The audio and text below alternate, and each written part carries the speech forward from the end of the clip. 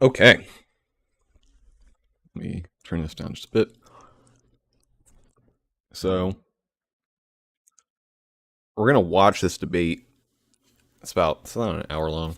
Before we do that, I want to just get a refresher on the on the Biden administration's plan for student debt relief.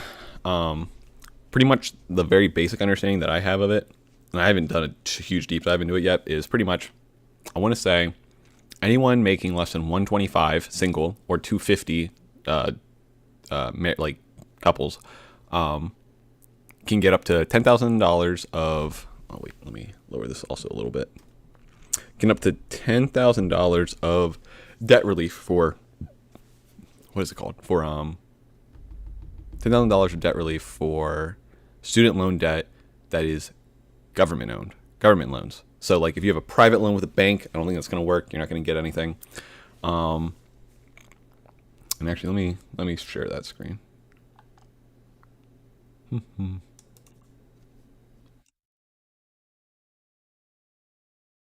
Okay. So my understanding. Put this over here. My understanding is that you get $10,000 for student loan relief for government loans, and I think up to $20,000 if you have Pell Grants, which I think Pell Grants are special grants for people that come from even either bad outcomes or don't have the money, worse financial outcomes than others. That's my understanding of Pell Grants. So yeah, so that's my super basic understanding. I know there's other stuff about some states are going to force they're going to put tax on it. So if you got the $10,000 and you use it at the end of the year, you're probably going to have to say hey, did you get this tax benefit? Or they're going to use that as a tax benefit. Did you get this? Did you get this $10,000? And if so, we're going to tax some of it. I think some places are doing it as a sort of income, or if you get all $10,000, you have to pay a flat amount. That's what it seems. That's what it sounds like some states are going to do. But before I look at the debate where they're going to talk about this, I just want to do a brief overview. So I have a few articles up here that we can go through. I have it in chronological order. So I have things that were put out around the same time, and I think this is when it was first announced. So we're going to look first at what they said, what the White House was saying. So let's see here. 3 plan delivers President Biden's promise to cancel $10,000 of student debt for low to middle income borrowers. President Biden believes that a post-high school education should be a ticket to a middle-class life, but for too many, the cost of borrowing for college is a lifelong burden that deprives them of that opportunity. During the campaign, he promised to provide student debt relief, which he did. Yep. I don't think he ever said how much or what kind of debt relief. He definitely was advocating for some form of relief for it. I can't remember if he was also for free tuition. I don't know. He's following through with that promise and providing families breathing room as they prepare for start repaying loans after the economic crisis brought on by the pandemic. That's true. So during the pandemic, all loan payments were paused. You didn't have to do that, which means pretty much you didn't have to make payments and interest was not accruing. So that was cool. Since 1980, the total cost of both 4-year public and 4-year private college has nearly tripled. Yep, we've seen that a lot. Even after accounting for inflation, federal support has not kept up. Pell Grants once received the cost of a 4-year public college degree for students from working families, but now only cover a third. That has left many students from low and middle income families with no choice but to borrow if they want to get a degree. According to the Department of Education analysis, the typical undergrad student with loans now graduate with nearly $25,000 in debt. So this was I guess I fall on this typical. I was around, I want to say between $25,000 to $30,000 in debt after I graduated college. But I went to a state school, and I went to a community college for a while. So I feel like I made out pretty well because I was just paying.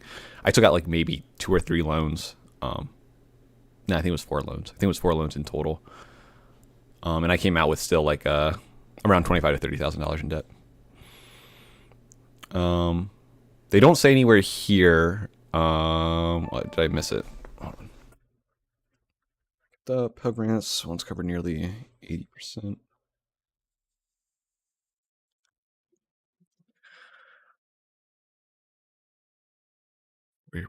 So it doesn't really say. One thing to look at, I guess, would be, and I know I've heard this before, where it's like, sure, costs for college has gone up a lot, but I think the amount of money that you're going to be getting out of those, like out of those degrees, has also gone up quite a bit. So like depending on what degree you're going for and what you're going for college, I think the average college graduate earns like a decent more money than people without. I think your like earnings overall increase by a lot. I would have to double check that. That's my understanding though. So while it does cost a lot, you are hopefully making a good investment. Now you can get into the whole argument about should 18-year-olds be allowed to make that choice of putting themselves in a huge amount of debt like that? That's where it gets kind of iffy. But let's just keep going with what they say. Skyrocketing cumulative federal student loan debt, 1.6 trillion, and rising for more than 45 million borrowers. A significant burden on American middle class. Middle class borrowers struggle with high monthly payments, ballooning prices. Yep. Wealth like buying homes, putting away money for retirement. Yep. All of which, there are other ways to finance these things, of course, but I do understand that like buying homes, like just buying a home right now in general is also very hard for like most people, not just people who also have a huge debt. For the most vulnerable borrowers, the effects of debt are crushing. Yep, nearly 1/3 borrowers agree, according to analysis by Department of Education of recent cohort undergraduates. Many of these students could not complete their degree because of cost attendance. Okay. Wait, how many? Many of these students, about 16% of borrowers are in default, including nearly a third of senior citizens with student debt, which can result in government garnishing and borrowing wages or lowering borrowers' credit score. Black owners, 20 years after first enrolling in school, a typical black borrower who started college in 1995-1996 school year still owe 95% of their original student debt. Wait, what? I didn't know that. That's crazy. 20 years after first enrolling in school, the typical black borrower who started college in 1995-1996 school year still owed 95% of their original student debt after 20 years. That's crazy.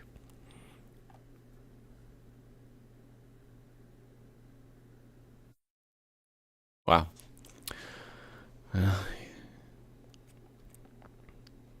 Biden announcing a 3-part plan to provide more breathing room. Yep. This plan offers targeted debt relief as comprehensive efforts. Okay, let's see. Provide targeted debt relief to address the financial harms of the pandemic, fulfilling president's campaign commitment. The Department of Education will provide up to $20,000 in debt cancellation to Pell Grant recipients with loans held by the Department of Education, and up to $10,000 in debt cancellation to non-Pell Grant recipients. Borrowers are eligible for this relief if their individual income is less than $125,000. Yep, $250,000 for couples. No high income individual or high income household in the top 5% of incomes will benefit from this action. To ensure a smooth transition to repayment and prevent unnecessary defaults, the pause on federal student loan prepayment will be extended one final time through December 31st, 2022. Borrowers should expect to resume payments in January 2023. That makes sense. Okay, so they extended that thing about like pausing payments until January 2023, which is cool. I'm not too sure about the cost, like the limits that they're putting on here. Because I know when they were giving out, extra benefits or extra relief for like an extra like $2,000 or was it $4,000? An extra amount of X amount of money for the pandemic. I want to say the initial like cutoff was like 75,000. So I am curious about the increase up to 125 to just get more people. And I don't know. I'm very biased when it comes to this, only because I definitely think that it needs to be means tested in the sense of like only the people that actually need it should be getting these kind of like these reliefs. And I'm coming from like a pretty decent point of privilege, but like I technically almost have paid off all my loans, and I technically don't need this. I'm definitely gonna take it, of course. I'm definitely gonna like ask, hey, can you guys finish up my my debt? But I don't make anywhere near $125,000.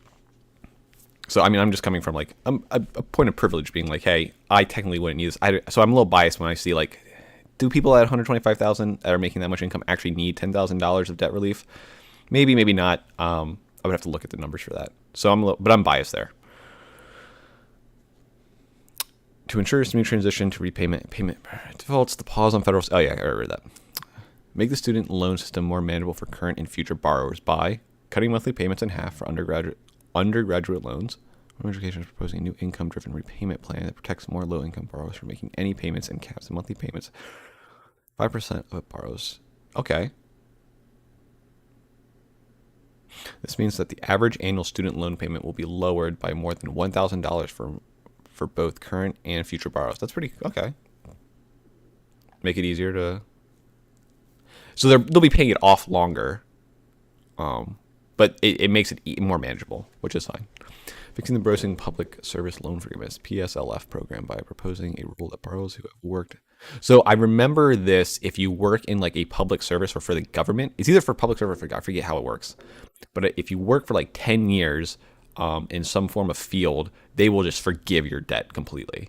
I think that's what this PSLF is. Proposing a rule that borrowers who have worked at a nonprofit, in the military, or in federal, state, tribal, or local government receive appropriate credit towards loan forgiveness. These improvements will build a temporary change the Department of Education has already made at PSLF, under which more than 175,000 public servants have already had more than 10 billion in loan forgiveness approved. Okay, so they're not telling me how they're fixing it, but appropriate credit towards. I guess maybe there were some ways where people could be like working in this in the first amount of PM, but because of either changes of positions or something, it doesn't actually count. So maybe making sure that they get the proper credit. That makes sense. They're not telling me how they're going to do it. Protect future students and taxpayers by reducing the cost of college and holding schools accountable when they hike up prices. The president championed the largest increase to Pell Grants in over a decade and one of the largest one-time influx in college and universities. To further reduce the cost of college, the president will continue to fight to double the maximum Pell Grant and make community college free. Okay, so he is still trying to get community college free. Meanwhile, colleges have an obligation to keep prices reasonable and ensure borrowers get value for their investment, not debt they cannot afford. This administration has already taken key steps to strengthen accountability. So I'm curious about how they would determine this. The first thing that comes to my mind is like, are they going to look at schools and look at the people that graduate from the schools and look at what kind of income they normally get? Because I mean, if a school is proposing like, hey, 90% of our people graduate from 90% of our graduates get into a position of their college and make like X amount of money. Well, I guess that's your choice of investment then. And then you have to, I guess the government's going to step in and be like, hey, you're saying that people are going to make $120,000 a year or whatever. Let's say that if that's true, and if it is true, you can only charge this amount for your tuition. I don't know how they would draw those lines, but I mean, it's possible. They could definitely do it. People can come to those decisions. Provide targeted debt relief fulfilling the president's campaign commitment. To address the financial harms of the pandemic for low middle income borrowers, to avoid defaults as loan repayment starts next year, the Department of Education will provide up to $20,000. Okay, yep.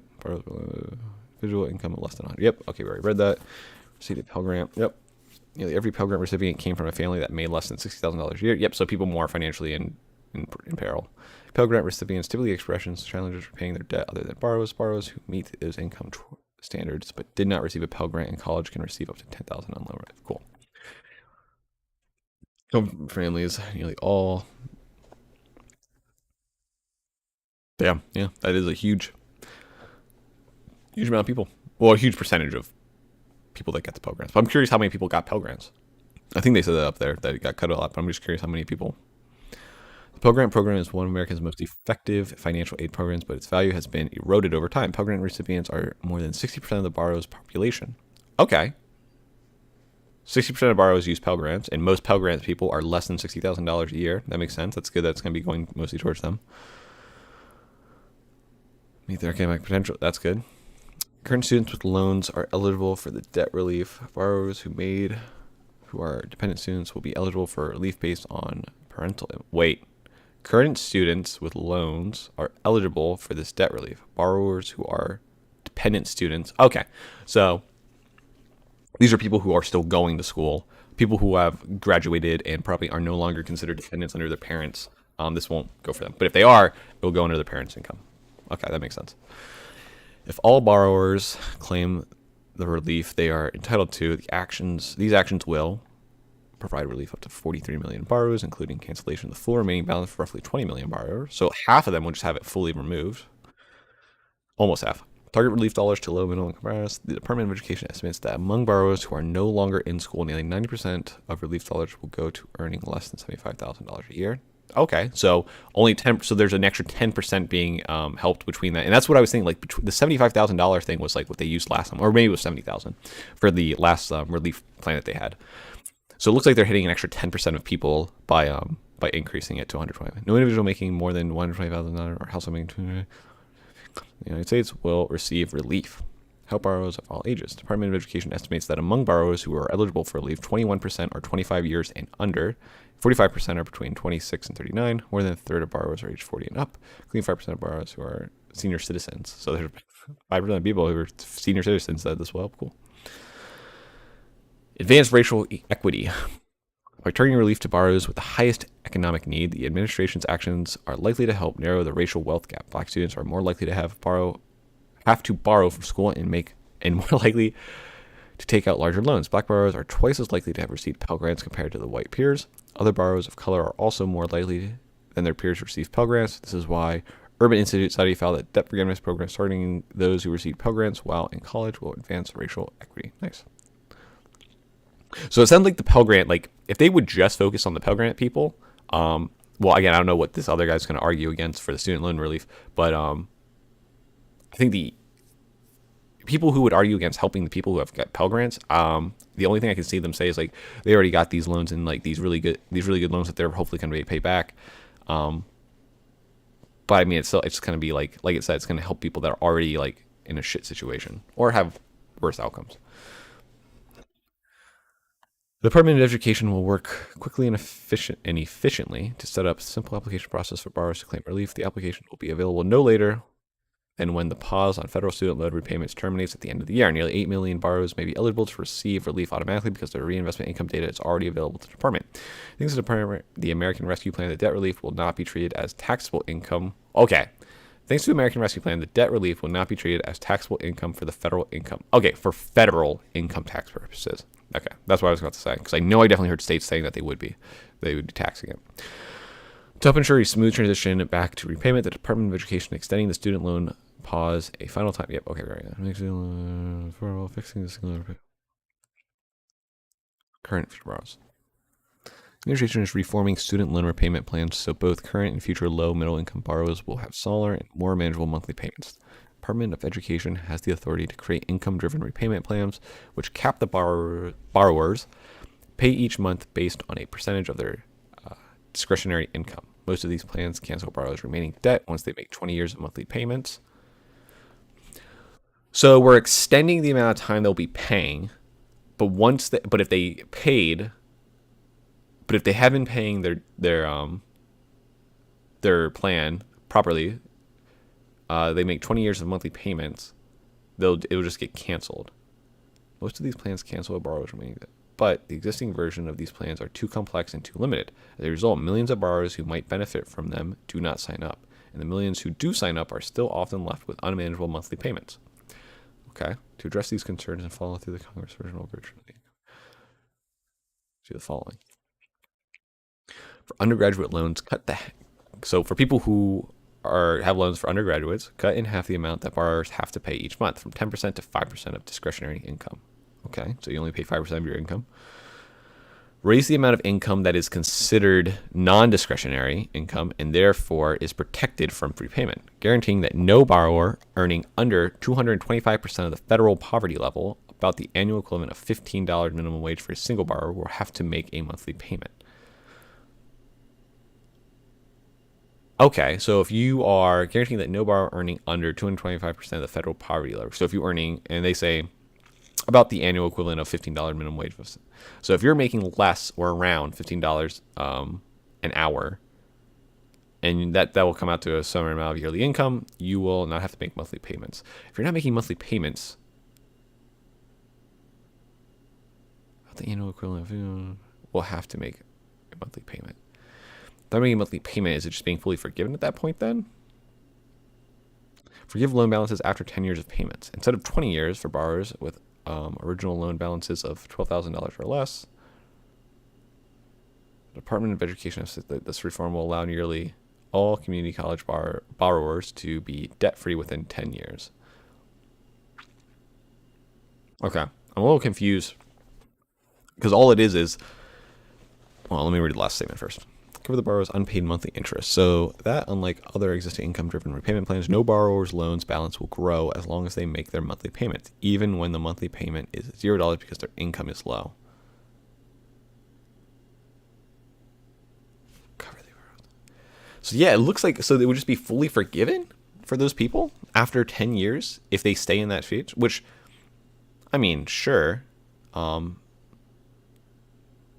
And it looks like it's only $12,000 if the loan was $12,000 or less. Okay. These reforms would simply loan repayment and deliver significant savings to low and middle class. A typical single construction worker making $38,000 a year with a construction management credential would pay only $31 a month compared to the $147 they pay now under the most recent income-driven repayment plan for annual savings of nearly $1,400. Nice. A typical single public school teacher with the undergraduate degree making $44,000 a year would pay only $56 a month in their lows compared to the $197 they pay now under their most recent income-driven repayment plan for annual savings of nearly $1,700. Another example, a typical nurse making $77,000 a year who is married with 2 kids would pay only $61 a month instead of the $295 they pay now, with an annual savings of around $2,800. Nice. Okay, so pretty much like we said earlier, just making it easier to pay back your loans. And then looking like it forgive if your loan is below $12,000 or less. Or with an original, where is it? It said original loan was $12,000 or less. So not if you've gotten below that moment. Okay, so then we have just like a little graphic for it. For each of these borrowers, their balances would not grow as long as they are making their monthly repayments, and the remaining debt would be forgiven after they make the required number of qualifying payments. Cool. Further, the Department of Education will make it easier for borrowers who are enrolled in this new plan to stay enrolled. Starting in the summer of 2023, borrowers will be able to allow the Department of Education to automatically pull their income information year after year, avoiding the hassle of needing to... Okay, that's awesome. That is one thing that we should do for like all of our tax stuff. They already have a bunch of this fucking information. And as long as we give them, what's it called? The authority or the permission to look at it and use it, I should easily be able to say like, hey, you can always see my income because I'm reporting this shit. You guys are keeping track of it. You know what I have. Enroll me in this automatically if I stay here. And it should be as simple as that. And I shouldn't have to go through all the hassle of being like, hey, here's my income this year. I would like to apply for this. Hey, here's my income this year. I would like to apply for this. It should be a one-time click. As long as I'm in this income level, please just automatically do it for me. Borrowers working in the public service are entitled to earn credit towards debt relief under the public service, the PSLF program. But because of the complex eligibility restrictions, historic implication failures, and poor counseling given to borrowers, many borrowers have not received the credit they deserve for the public service. Department of Education has announced timely changes to PSLF program to provide an easier path of forgiveness for all outstanding debt for eligible federal student loan borrowers who have served a nonprofit, for at least 10 years, including Those who have served less than 10 years may now more easily get credit for their service to date towards eventual forgiveness. These changes now allow eligible borrowers to gain additional credit towards forgiveness, even if they had been told previously that they had the wrong loan type. Education has proposed regular changes to ensure a more effective implementation of the PSL program. Moving forward, specifically, the Department of Education has proposed allowing more payments to qualify people, late payments, allowing certain kinds of deferments and forbearance, such as those for Peace Corps. Okay. Rules of work. Non-turned instructors. Okay. Sure, borrowers are aware of the temporary changes. The White House has launched the PSLF Days of Action dedicated to borrowers in specific sectors, government employees. Okay, trying to get the word out there that you can do this. Okay. From steep increasing college. So I'm curious about what they say about this. Like, how are they going to stop colleges from increasing costs? While providing this relief to low minimum, the president is focused on keeping college costs under control. Under the administration, students have had more money in their pockets to pay for college. Wait. Under this administration, students have had more. Yeah. The president signed the largest increase in maximum Pell Grants in over a decade and provided nearly $40 billion to colleges and universities to the American Rescue Plan, much of which has been used for emergency student financial aid, allowing students to breathe a little easier. Cool. Additionally, the Department of Education has already taken significant steps to strengthen accountability so that students are not left with mountains of debt with little payoff. The agency has reestablished the enforcement unit in the Office of Federal Student Aid and is holding creditors feet to the fire. In fact, the department just withdrew authorization for the accreditor that oversaw schools responsible for some of the worst for-profit scandals. Agency will so I think they're talking about. I don't remember. I think they're talking about schools that would like boast about like what they could get, and then all it was like, you're probably not gonna get your money back on this like degree that you got. It was strictly like, yo, we just want to get your money, and then we'll send you off with this degree, but good luck finding a place to work. We're not here for that. The institute will also propose a rule to hold career programs accountable for leaving their graduates with mounts of debt they cannot pay. They not repay, a rule the previous administration repealed. The agency will also provide a rule to hold career programs accountable for leaving their graduates. I don't know how they're going to do that. I don't understand. Building off of those efforts, the Department of Education is announcing new actions to hold accountable colleges that have contributed to the student debt crisis. This includes publishing an annual watch list of the programs with the worst debt levels in the country so that students registering for the next academic year can steer clear of programs with such poor outcomes. Okay, that's cool. They also include requesting institutional improvement plans from the worst actors that outline how colleges with the most concerning debt outcomes intend to bring down debt levels. Okay, so giving out like information about like, hey, if you're going to this field at this school, you can expect this much debt, and these are the people that have graduated with this, and this is how much debt they still have. That's good to know. Okay. So that was the initial, thing that came out back in August last month. So let's take a look at. So this is a rebuttal. This is AP News just talking about it. We can just say they'll probably just go through. Let me see how long this is. I mostly want to do this one, and we have two like more up to date ones. I might not do this one.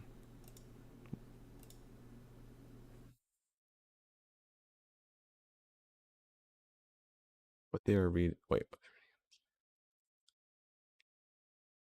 I might look at this because I'm just curious. Yeah, I might look at that. So yeah, so this will hopefully give us a rundown and maybe explain some things that I was a little unsure of. Myself. I mean, I'm going to block some of it. It doesn't matter. New York AP. Under a new plan announced by President Joe Biden, many Americans can have up to $10,000 federal student loan debt forgiveness. Amount increased to $20,000 for Pell Grants. Here's what we know. Okay, who qualifies for student loan forgiveness? You qualify for up to $10,000 by the Department of Education, and if you make less than $125,000, yep. If you receive Pell Grants, yep. You can have $20,000. If you're a current borrower, the department student, you will be eligible for relief based on your parents' income rather than your own. Yep. Loan repayment be freezed or extended. Yep, they're extending it to the 31st. Interest rates will remain at 0% until payments start. Cool, we already knew that. How do I apply? Details have not been given yet. I think since then, details have been given. I think they're going to be releasing that in October. You're going to have to sign up for it. Does graduate student debt qualify? Yes, federal student loans taken out cover graduate degrees qualify for forgiveness. Cool. What if my student loan balance includes a lot of interest? The interest itself is considered part of the balance for purposes of this program. Forgiveness will be remove $10,000 from the total balance you owe. Okay, so like if it's accrued, so any interest that's been accruing, that has accrued, that you still have to pay off over your original loan, that will be included. It's not just going to be the, I forget what they call it, the default loan. Because it's possible that maybe you actually still have interest to pay off, but you paid off the initial, like say you took out $10,000, but you accrued like another $10,000 of interest. So you're paying $20,000 off. If you already paid the initial $10,000 off and now you're just paying off the interest, then this would still cover that. Will I have to pay taxes on the amount of forgiven? No. Congress, well, okay, let's see what they say. No, Congress eliminated taxes on loan forgiveness through 2025. It's possible some states could tax, yeah. Yep. It's not clear if they will happen, yeah. And some states have already said they will do this. Do Parent Plus loans qualify? Parent Plus loans are included in the forgiveness plan subject to the same $250,000 income cap for families that applies to the rest of the cancellation. Parent Plus loans differ from other federal education loans in that they can go towards covering expenses other than tuition, such as books, room and board, college students. As of March 2023, parents of 3.6 million students owe more than $107 billion of Parent Plus loans. According to the Department of Education, that represents about 6% of the total amount of federal student debt held by Americans. If a parent received a Parent Plus loan on behalf of a student and the same student received a direct loan, both would receive relief. Oh, okay. As the cancellation is on per borrower, not a per student basis. This means that each person who has educational department held federal student loans meets the income requirement qualifies the cancellation. Oh, that's cool. Good for them. What's a Pell Grant and how do I know if I have one? Roughly 27 million borrowers who qualified for Pell Grants will be eligible to receive up to $20,000 forgiveness under President Biden. Pell Grants are special government scholarships for low-income Americans who currently receive up to $6,895 annually for roughly 6 years. Okay. Every Pell Grant received from a family that made less than $60,000 a year for education, which is said Pell Grants recipients typically experience more challenging repaying debt. Yeah. Pell Grants themselves don't generally have to be back, but recipients typically take out additional student loans. Pell Grants themselves don't generally have to be paid back. Oh yeah, because they're grants. What am I saying? If you still have loans though, and you were eligible for Pell Grants, is my understanding is how that works. Wait, no, I'm being dumb. I think some grants you have to do. I don't know. I'm talking on my ass now. Nearly every Pell Grant recipient came from a family that made less than $60,000 a year, according to the Department of Education, which said Pell Grant recipients typically experience more challenge. Yep, Pell Grants themselves don't generally. Additional relief for Pell borrowers also is an important piece of racial equity. Yep, so this is about talking about like getting out to different minorities in America. Borrower protection center because student debt exacerbates existing inequalities. Wait, inequities? Inequities. The racial wealth gap means that students of color, especially those that are black and Latino, are more likely to come from low wealth households, have student debt, and borrow higher quantities. I don't know if they have a Pell Grant. Check any emails fast forward. Yeah. 43 million Americans have federal student debt with an average balance of $37,667 according to federal data. A third of those owe less than $10,000. Half of those less than $20,000. The total amount of federal student debt is more than $1.6 trillion. What if I already paid off my student loans? Will I see relief? Debt forgiveness is expected to apply only to those currently holding student debt.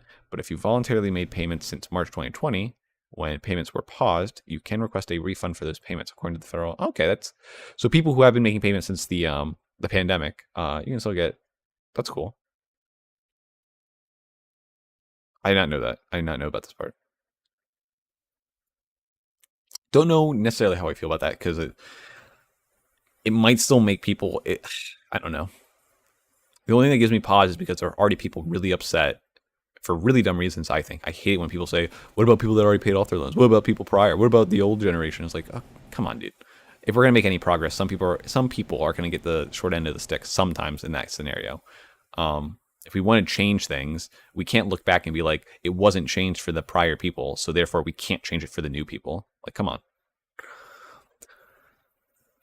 Will student loan forgiveness definitely happen? The White House could face lawsuits over the plan because Congress has never given the president the explicit authority to cancel debt. The Biden administration is trying to authority to the coronavirus pandemic and to a 2003 law aimed at providing help to members of the military. We don't know how any legal action. Okay, so, and to my knowledge, this hasn't been challenged yet in like fully disputed. So, as of what we can tell, it's still going to go through. What repayment plan is the Department of Education proposing? The Department of Education is proposing a repayment plan that would cap monthly payments. Yep, about the 5%. It's 10%. Borrowers would need to apply for the repayment plan if it's approved, which could take a year or more. For example, under proposal, a single borrower making $38,000 would pay $31 a month, according to a government press release. The amount considered non-discretionary income will also be increased through the department. It has not said how much. Discretionary income usually refers to what you have left after covering necessities like food. Okay. Yep. For student loan repayment purposes, calculated using a formula that takes into account the difference between a borrower's annual income and the federal poverty line, along with family size and geographical location. What's tough about income-driven repayment is that it does not take into account your other liabilities, such as your rent payment. So, Kristen, whatever, financial counselor at Your Money Line, which provides financial literacy training. If someone's living paycheck to paycheck and their rent is taking up half of their paycheck, and then their cap takes the other half, seems like a lot. They have to choose. Unfortunately, income-driven repayment doesn't take that into consideration, but it is an option. Dictionary income. What if I can't afford to pay even with loan forgiveness? Once payments resume, borrowers who can't pay risk delinquency. Wait, is it? Oh, defaulting. Yeah. that can hurt your credit rating and mean you're not eligible for additional aid. You're struggling to pay, check to qualify. Yeah, you can find it. Okay. Plan by announced Wednesday also includes a proposal that would allow people with undergraduate loans to cap repayment at 5% for their monthly income. They already said that. Proposals like this one can take a year or more. Yeah, we already said that. If you've worked in the government agency, not probably. Okay, yeah, they're talking about the PSL thing. Okay. So that went just over what the White House said. So nothing hugely new information. A bit more information on non-discretionary income. I was a little. That's what I thought. If it was about like, hey, this is non-discretionary things that you don't have to use for necessities, and a bit more about Pell Grants and like who they go to. So these are both from September 6th. So not too much information after it. Let me just do a quick scan through here. How much debt can cancel? We already know. Which loans qualify? We already know. What if I owe less than I'm forgiven? They're at least capped. Okay. Student loans taken out after June 30th won't be included in the relief. Do I have to do anything to get forgiveness? The ALTO. I'll be for taxes, so. Yeah. Student loan forgiveness won't trigger a federal tax bill. It's because the American Rescue Plan. You may, however, still be on the hook for state taxes. Yeah, we already know this. Taking a photo or screenshot of your current student loan balance. That way you can make sure it drops by the correct amount once forgiveness happens. Okay. I mean, if you don't know how much you have right now, it's a little worrisome. What's the timeline here? So for 8 weeks after it's all necessary information to borrow until their debt is discharged. Deadline. December 31st, 2023. Oh, you have over a year. I mean, I thought it was ending at the end of this year. Could forgiveness fall through from a legal challenge? It's possible. Yep. Okay. Although no law has been brought up yet, GOP attorneys general from states such as Arizona, Missouri, and Texas, as well as Senator Ted Cruz, and wait, it said Texas, so we know Senator Ted Cruz was part of this. And those connected to conservative think tank, the Heritage Foundation, are considering their options when it comes to trying to block loan forgiveness, according to reading the Washington Post. The uncertainty for borrowers in the meantime, I'm afraid, is considered as a Harvard law professor. The issue could make it way to the Supreme Court. In the meantime, borrowers are still encouraged to apply for the relief, of course. What's going on with the payment pause? Yep. Okay, we already know this. Okay, so nothing huge new information there. Let me just skim through this. This is talking about questions about the student debt forgiveness. What is the rationale behind it? I guess this will be interesting just to see someone's perspective. Ease the burden of individuals, primarily younger individuals who are saddled with unmanageable student debt and are forced to delay other repayments. However, one might ask why the special focus on the burden of student debt as opposed to other forms of debt.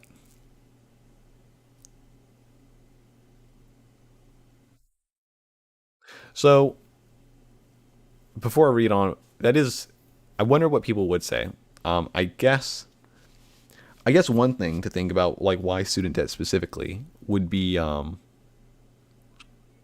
we don't want to dissuade, and we don't want to challenge or make it harder for someone to necessarily like better themselves. So if we have like a wall in the way of someone who's trying to better themselves and like become better assets to society, then why do we want to put this giant wall in the way? You could argue that maybe we want this wall in the way just so that we can make sure that we weed out the ones that would definitely benefit us. But I think just having overall a more educated, better equipped society in general is always going to be positive, even if some people might take advantage of that benefit. I think that overall makes everything like better for us all. So I guess focusing on student loan debt. I mean, if you want to be cynical, maybe they're focused on student loan forgiveness because of their constituents. Well, okay, there's two ways to look at it. One, they could be doing it like, hey, we know that most Democratic voters are college graduates. The higher education that someone has, the more likely to vote Democrat. The younger someone is, the more likely they are to be Democrat. So if we hit both of these at the same time, we could increase, like, get our name out and be like, yo, look what we're doing for you guys. But on the flip side, if you want to look at it cynically like that, it could also be like, okay, well, they were voted in by their constituents. If their constituents are those people, that group of people, the young college graduates, and they want this to be done, then you're just doing what your constituents want. That's the whole point of a representative democracy. It's like we put people in place to do things that we want them to do. So if people are asking for this, then you go and do it.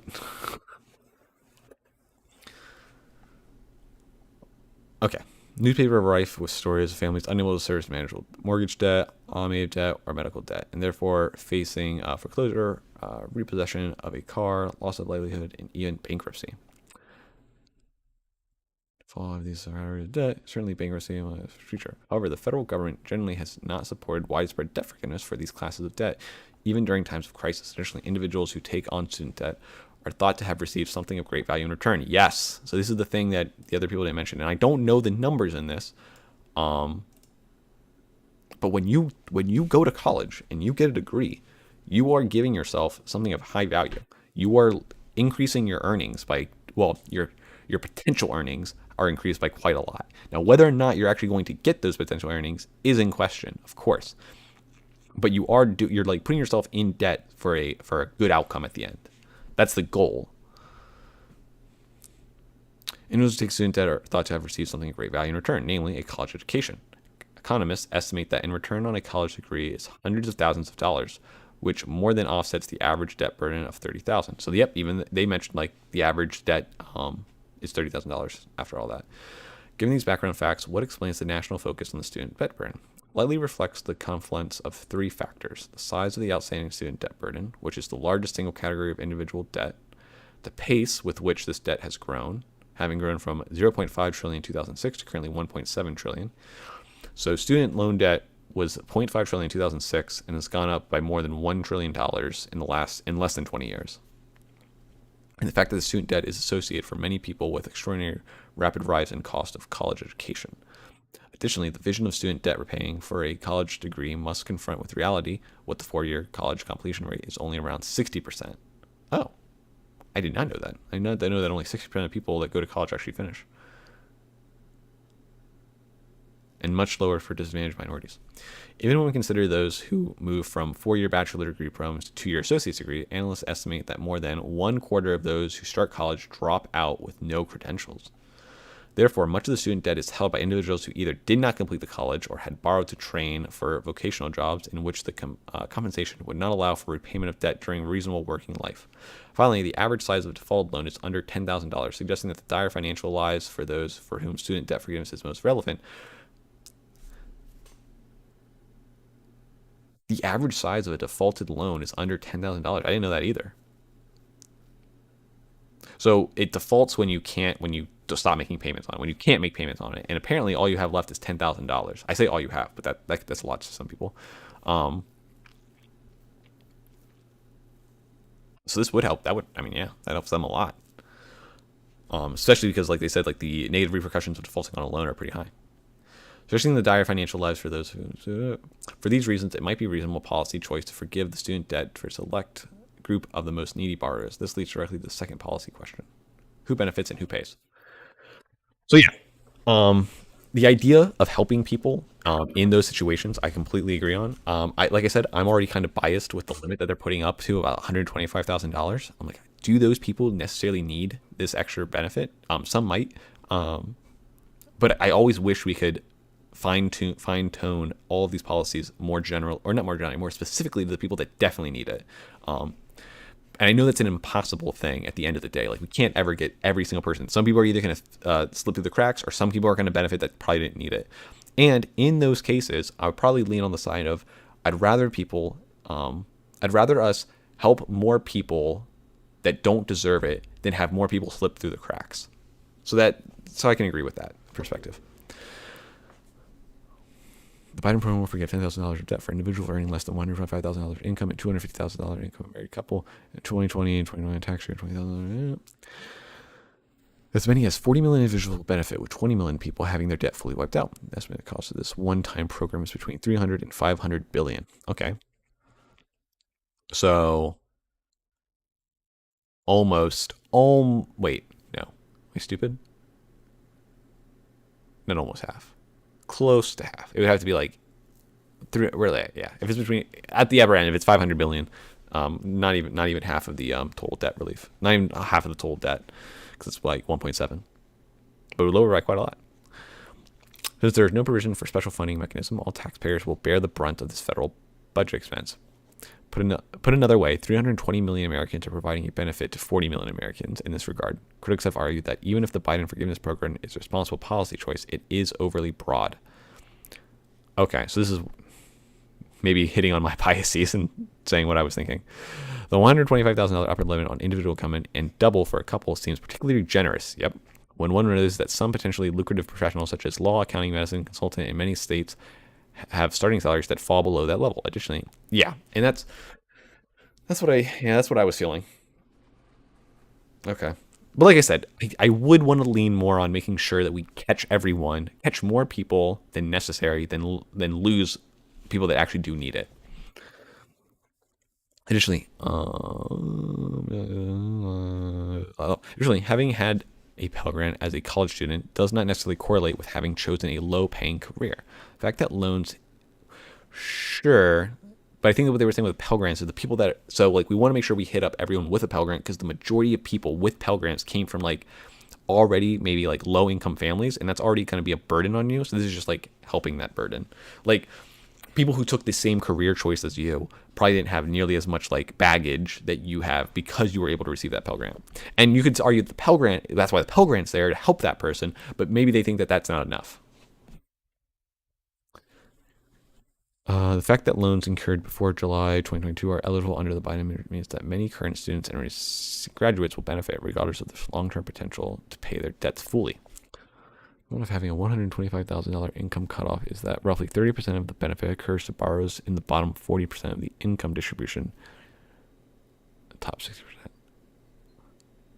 So they're saying, I always hate these numbers. I'm very much a visual person when it comes to this kind of stuff, but the result of having a $125,000 income cutoff is that roughly 30% of the benefit occurs to borrowers at the bottom 40% of the income distribution, and the remaining 70% is going to those in the top 60%. So most of this money, it sounds like, from if I'm reading this right, out of the whole benefit, 30% is going to the people at the 40% bottom, people who make less, like way less than $125,000 a year, so people on the lower end, and 70%, the majority of this benefit, is going to people in the top 60%, so people closer to the 125. Now, I don't know how they draw those lines between like, I'm assuming they just look at the 60% of 125, so like everyone making more than 50% would be around 63. So around people around the around $70,000 range. Surely a more modest income cutoff, perhaps $62,000 for individuals and $120,000 would have made the policy more targeted for those who are most in need. True. I mean, kind of. I think so. That's what I feel. Additionally, the fact that this is one-time forgiveness leaves almost all observers deeply dissatisfied. Individuals graduating just a few years apart, otherwise similar. Again, this is a way to help people going into it, but they do have plans, broader plans, to help those people. So the policy still tries to like hit on that. It tries to hit on that still.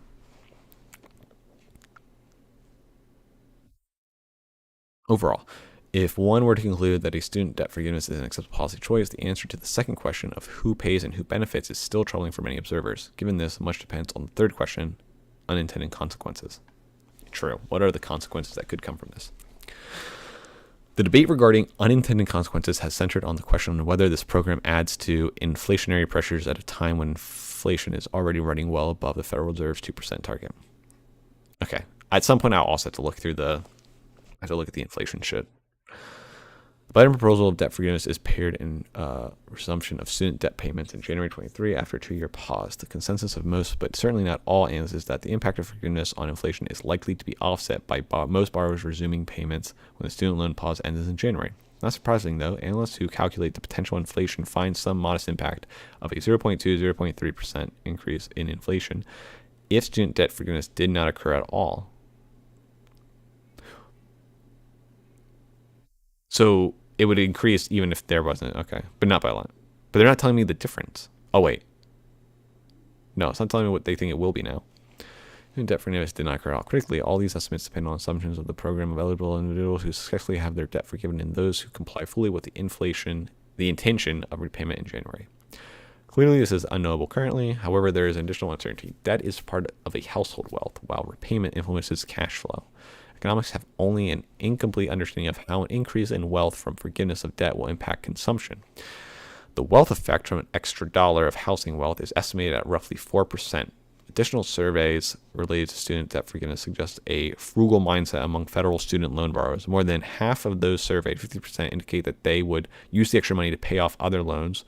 45% indicate that they would save for retirement, and 41% they would invest the money.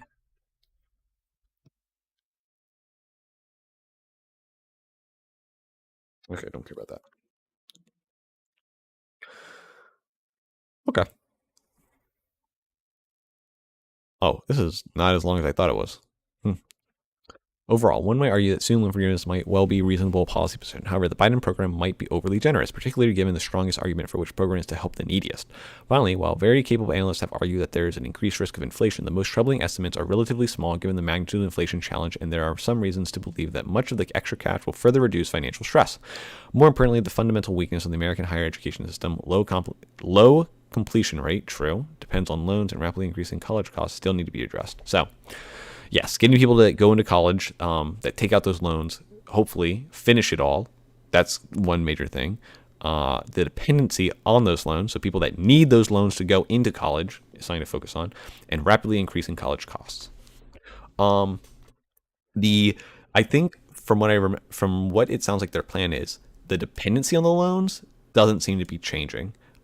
People who still need loans will still need to take them. It would just be much easier for them to get it. It'll be much easier for them to pay it off, and easier for them to get forgiven if they pay it off over a certain time period.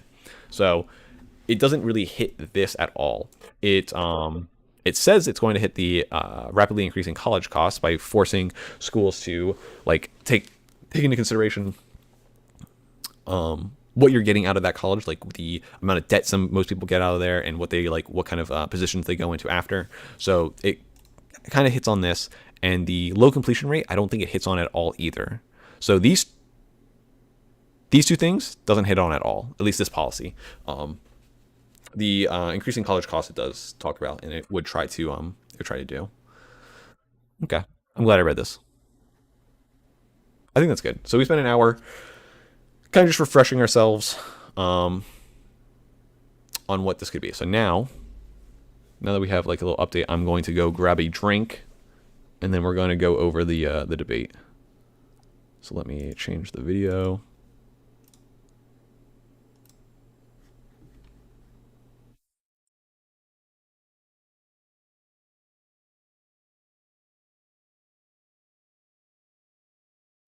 I'm gonna get a quick glass of water, and then we're gonna watch this.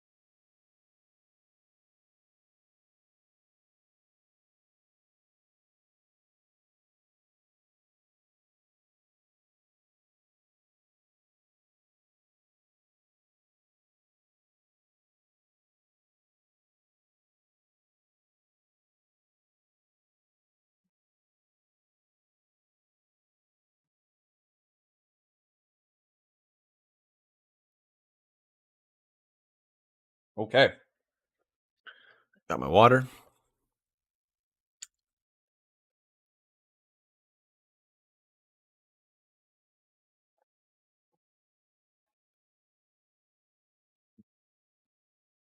Now let's give this a watch. Oh, whoops.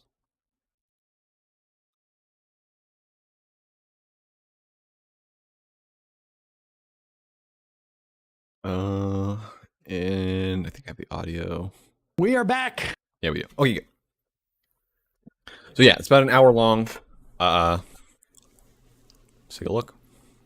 I watch Sam Sedar a good bit. I don't know enough about the guy that he's talking to. Apparently he's libertarian, and we'll see. I'm assuming he's coming.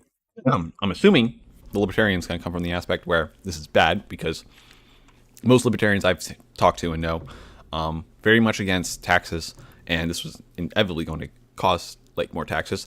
They're probably going to argue about fairness.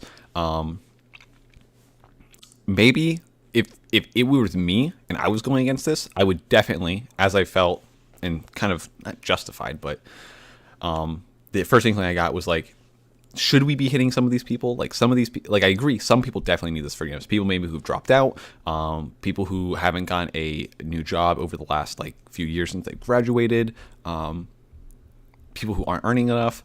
These are all things that I can definitely see like helping those people. 100% agree. But there is a benefit to going to college. We can't deny that. Taking on those loans is for an eventual earnings, which can be, I mean, that's the whole point of a loan. That's the point of why you do loans for business. You take on this debt so that you can excel yourself to a point where you'll be able to pay all that back. So there's a point to that, and we'll just see. I'm curious where he's going to come from. If it was me, I'd come from the aspect of, hey, I'm all for this. Well, I wouldn't be a libertarian then.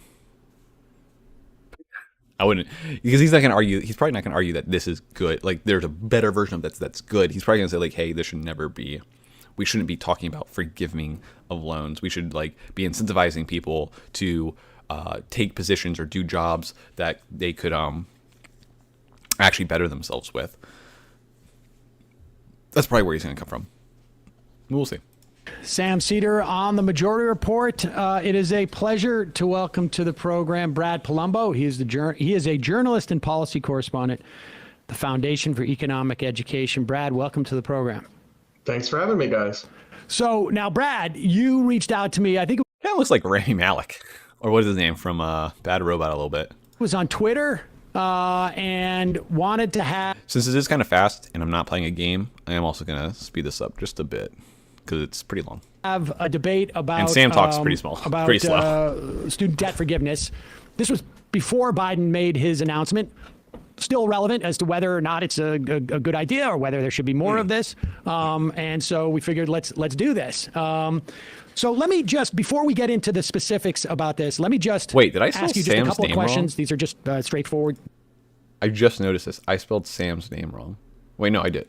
No, I did. I spelled it right. No, wait, I spelled it wrong on the fucking. I spelled it wrong on the YouTube. Oh well, fuck me. I said Sedar instead of Cedar. Oh well, fuck me, dude. That I want to just get a sense of like, Sure. Give people a sense of like, what your perspective is on this. Are you for the idea of free college at all? No. No idea. No. Okay. And what about like free pre-K education in this country? Like preschool, pre-K? I've done a lot of work on higher ed policy. I can't say I've given universal pre-K. So instantly coming out, hence free college. If you about the free pre-K, I don't know how you can argue that pre-K shouldn't be free. If we're already okay, well, people that will argue against public schools will say like that's not allowed. But the same system that we have public schools for should be for pre-K. I don't know why we wouldn't follow that. If we're allowing ages from like grades like 1 to 8 here in a public school or whatever the hell I forget, up 1 to 12 for high school, for public schools, that is free, what you pay with taxes. I don't see why we wouldn't have that for preschool too. Like, we definitely should have it for preschool.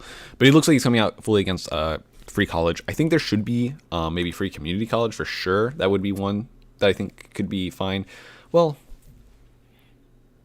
I'm way more okay with like a system that's similar to private public schooling that would go up to certain colleges and certain degrees. I would be okay with a full free version of what's it called? Of college? I don't know. I don't think so.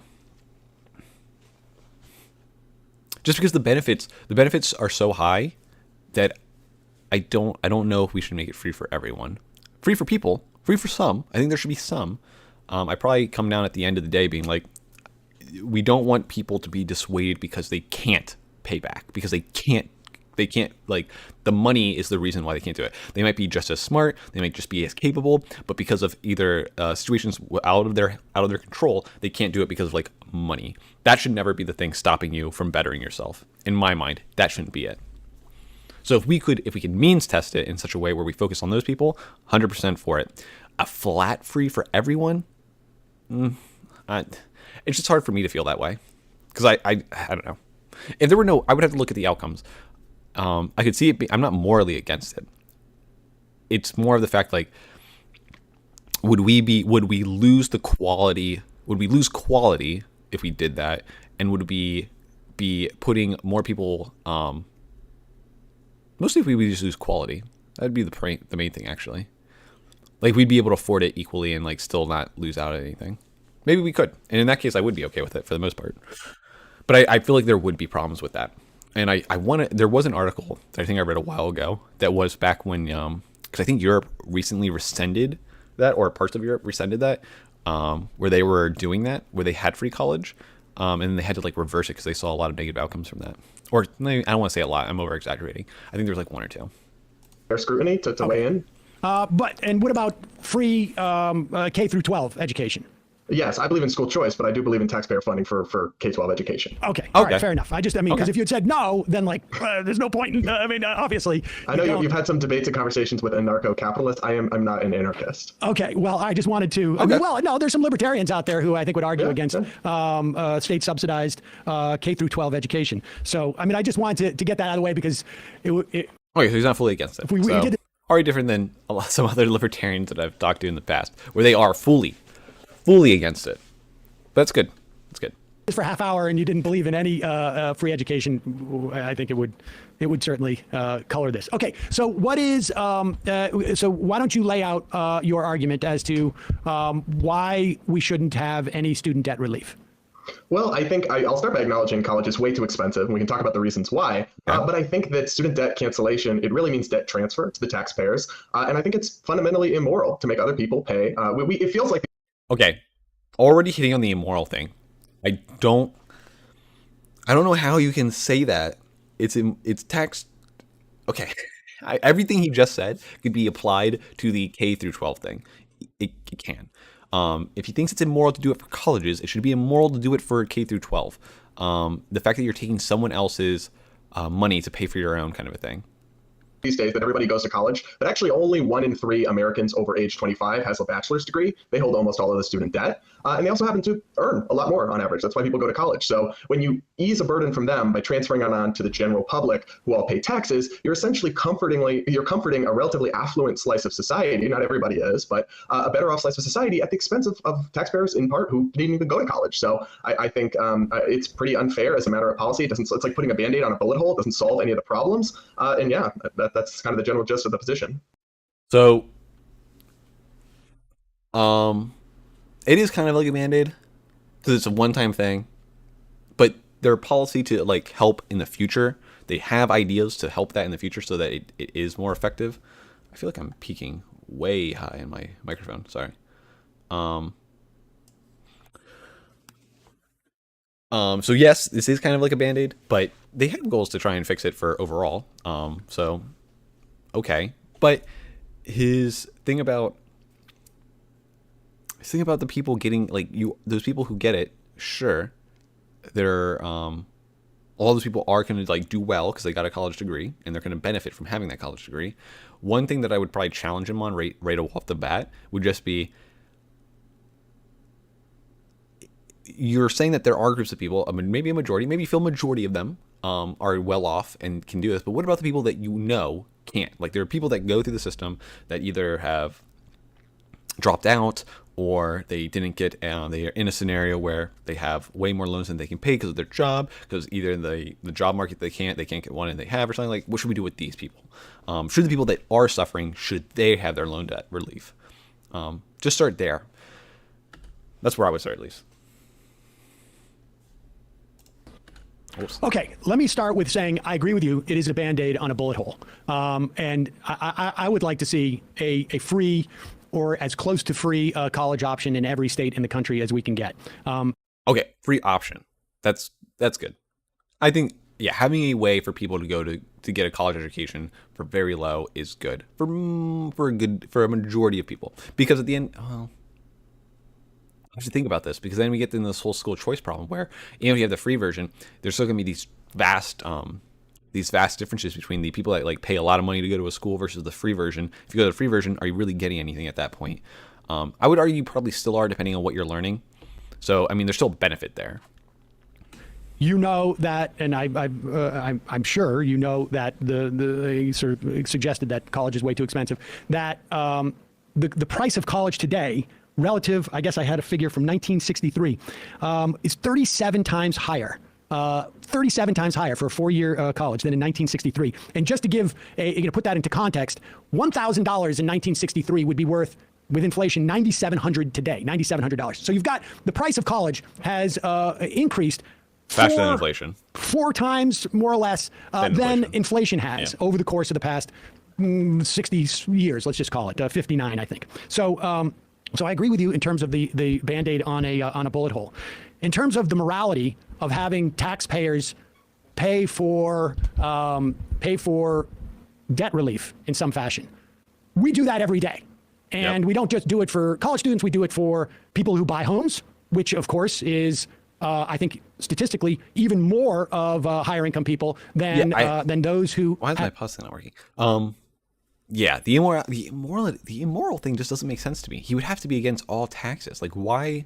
Well, actually, he wouldn't have to be against all taxes. I mean, you could say why it's immoral specifically, but he gave it like a blanket thing of being like paying for someone else's stuff against your own is unfair and immoral. But is it only unfair when it's for college? Like, why is it fair for other things? I guess maybe he'll student debt relief, because we know that about 35% of those people, even though you're talking averages, you're not talking actual means, you're not talking individuals, 35% of them never get a college degree who have student debt. But in terms of homeowners, we give a mortgage interest deduction, which benefits. That's not quite the same, though. Well, it's not this, but I mean, if I rent or I own a home, like, we encourage home ownership by giving a reduction in taxes, and that is in terms of the government, right? Which, if you look at the ledger, that means less money coming in than would otherwise come in because we give them a tax deduction. Yes, but there's a moral difference, if I can just say, between letting people keep more, and I actually don't support the mortgage tax deduction, to be clear, but there's a pretty big moral distinction between letting people keep more of their own money and transferring money from one party to another. So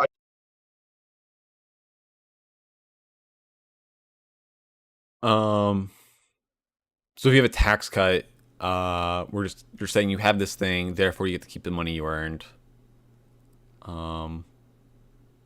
Versus, hey, I don't know enough about how, I really need to learn more about taxes in general. If there's a tax cut, is that money coming from somewhere else? Probably not. I guess it's just forfeit. It's just like, yeah, I guess it is just forfeit, because it's pretty much the government paying you your money back, but you're just not taking it first. So yeah, I can see the moral difference there about what he would say. It's like me keeping my money versus increasing someone else's taxes to pay for it. So if I had the tax benefit of like getting $100, it's different than being like, hey, I made $1,000 and I was going to give you $100, but now you're saying I don't have to because of a benefit that I have, versus I made this much money, we're going to take $100 from some other person and give it to you through taxing them. Or because of that benefit that you have, we're now going to tax this other person an extra like $10. I can understand his difference there. I just don't think they're real. It's kind of apples and oranges. All right, I want to get to this whole thing you keep hitting with morality, because we can talk about morality, but I think people could say it's immoral to benefit wealthy people who can afford a house as opposed to people who can't and rent. Yeah, we're going to get into, not semantics, we're going to get into this whole idea where, like, well, what is moral? That's subjective. It's what people decide. So, like, what foot do we stand on? When we fall into these part of arguments, I think you have to go down and just being like, you see it as immoral. Can we, one, substantiate that? Like, can you show me your line of thinking that leads you to being immoral? And if it is, I'll use that same line of thinking to, like, show you other things that you probably find moral, in which case you probably want to rethink your morality, or you're going to find everything immoral. Or I try to shift, so you find this immoral, well, let's kind of shift what makes it immoral, what makes it bad, what are the things you're looking at, and if we can try and change, like, well, what if this could happen, what if we did it this way, could we make it moral? kind of a thing. But I mean, morality is, we can get to the morality question. But we also do that we subsidize businesses all the time. I imagine you're also against that. I mean, so it's not. Two wrongs don't make a right, though. We shouldn't do more bad things because we already do some bad things. Well, sure. I don't necessarily think those things are bad, and I do think sometimes, doing the same for one group of people as we do for another can balance out things. In fact, but we also, I mean, you don't agree with any type of government subsidies on anything except for K through 12. You're okay with that? I mean, I'm a classical liberal, so I believe in a small role for government, national defense, interstate infrastructure, right? I'm not a full anarchist here. Education to some degree, right? The reason I think college is different. Let me ask, just while we're there, how do you make that distinction between the education you get through K through 12 and the education you would get through, let's say, K through 16? Well, the biggest difference is you're an adult versus a minor. The other one is the bare minimum that you need to participate in society. But college degrees, like I said, a lot of people still don't have them, and they earn you $1 million more on average over your lifetime, right? They're an investment in your future earning potential. And I think it's fair to ask people to pay off an investment. I don't know if that number is true, but I have heard that you get a lot more in themselves, rather than they get the huge increase in lifetime earnings, but other taxpayers who didn't go to college have to help pay for that. That's part of why I think it's pretty unfair. Can I just say that I think that the $1 million average thing is a little bit misleading, because it's the classic case of if Bill Gates and I walk into a room, the average wealth that we have is in the billions of dollars, and I can assure you that I do not have billions of dollars. I mean, so when we look at that, we have wealth inequality, and that's why people normally want to go with the median. We want to look at like people above this threshold make over $50,000 and people below make less than $50,000. So if we were going the median, I'm curious what the median earning would be, because if the average is $1 million, the median is definitely less than $1 million. At least, not definitely. I would assume it's less than $1 million. And normally that would then take care of that. Then it would be like in Sam's example of like Bill Gates walks in, let's say he walks in a room with 10 people. Even with 10 people, the average is probably going to still be like around $1 billion or like hundreds of millions of dollars. And those 10 other people could be like Joe Schmoes that make fucking less than $50,000 a year. You would then say the median is, you would take the median point and then most people are below that number. Or the 50% of people are below that number, 50% of people are high that number, and that gives you a better idea. So like the median would be around $55,000, and be like, oh, half of these people fall below, and the other half fall above. Issue here, but we also know that like when you talk about the value of a college education accruing an extra $1 million in terms of a lot of that also has to do with wealthy people, right? Like I mean, I think you must observe this as well, that like depending on the college you go to and the money you have when you enter into that college, the value of that degree is actually enhanced by how wealthy you are when you enter into that college, because you get money, you get jobs by networking. I mean, this isn't a blanket statement, but in the main, not really saying too much there. It's like if you are wealthy, someone who is wealthy that gains a positive benefit is still more benefited than someone who is unwealthy who gains that same positive, of course. Fact of the matter is, wealthy people, if you control for college, make more money.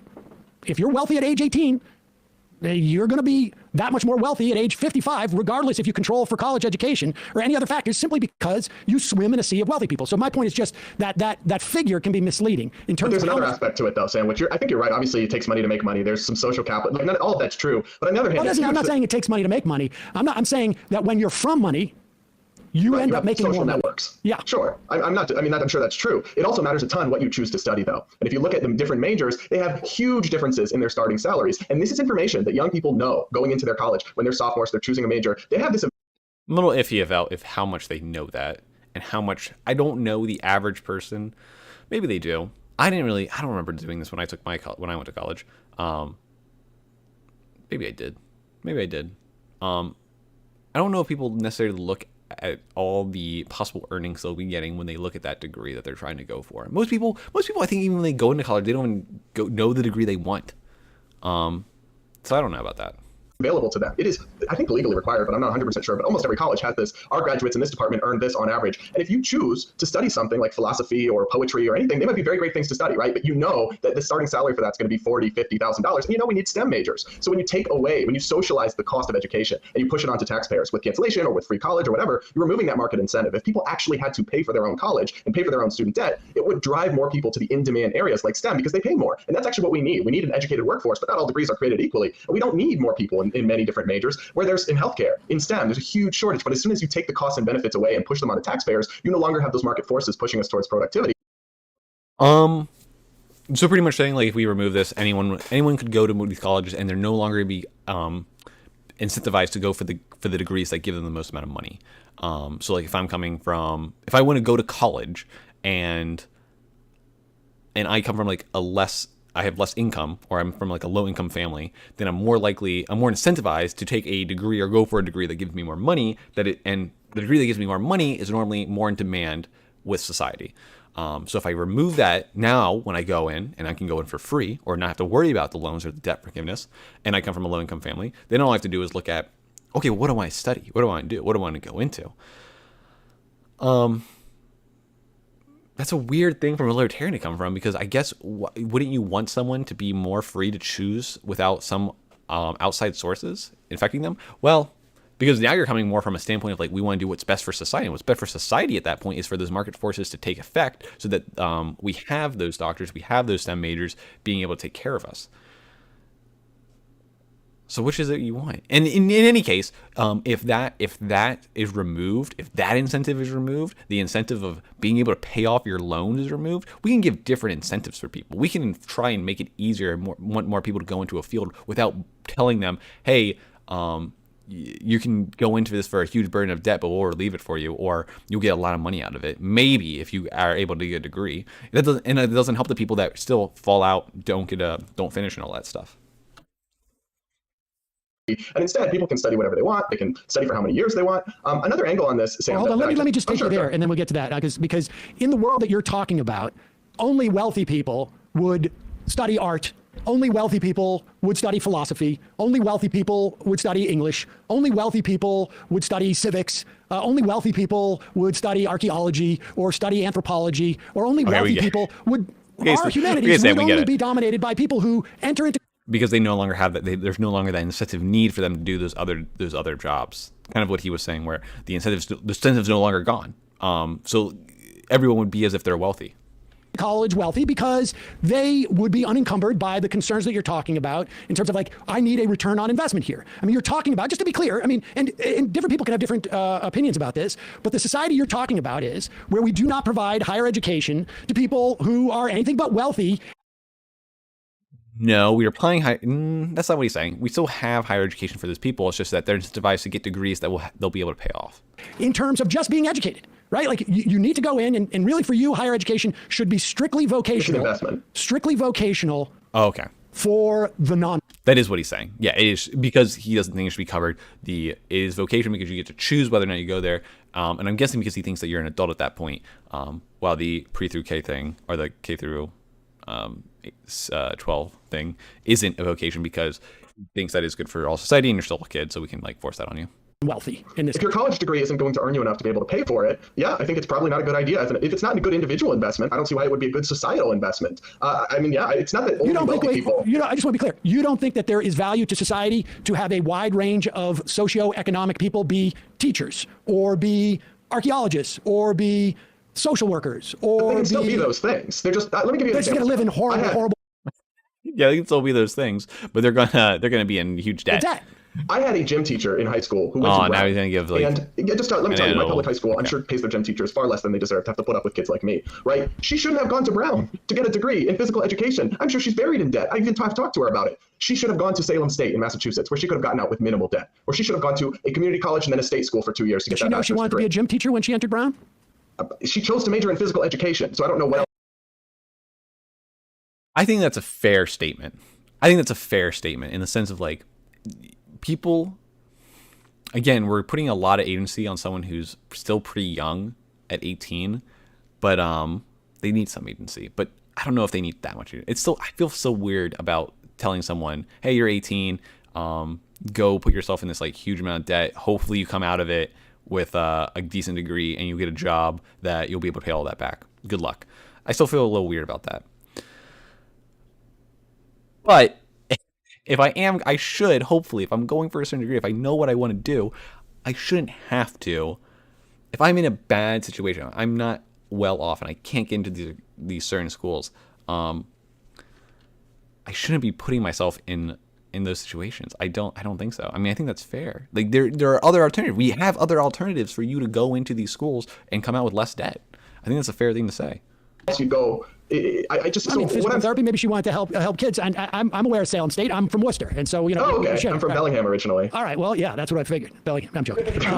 But okay. So and I would imagine when she went to Brown, the cost of Brown was also significantly cheaper than it is. Well, she's today. pretty young. She's not that much. She wasn't that much older, so I'm sure it was still pretty crazy expensive. And so we should, in your perfect world, elite universities where you get exposed to different people and different ideas, and where you would have a commingling of socioeconomic strata.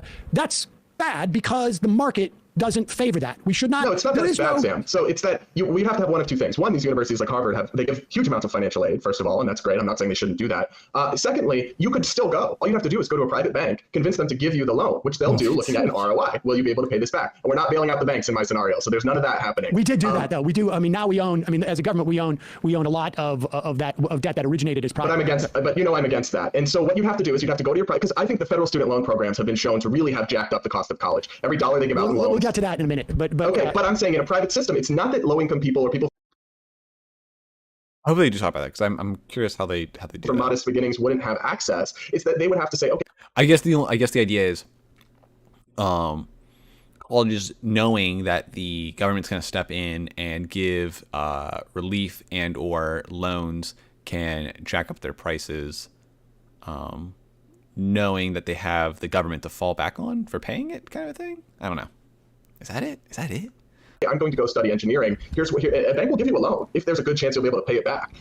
Or maybe they're jacking it up because they're worried about the government just defaulting it or not paying it. Because what do they kind of do if the government doesn't pay? Because if a bank does it, I don't know. Actually, that would be a thing. Right now they're crowded out because the government does all the loans, and then taxpayers are ultimately probably going to be on the hook for a lot of it.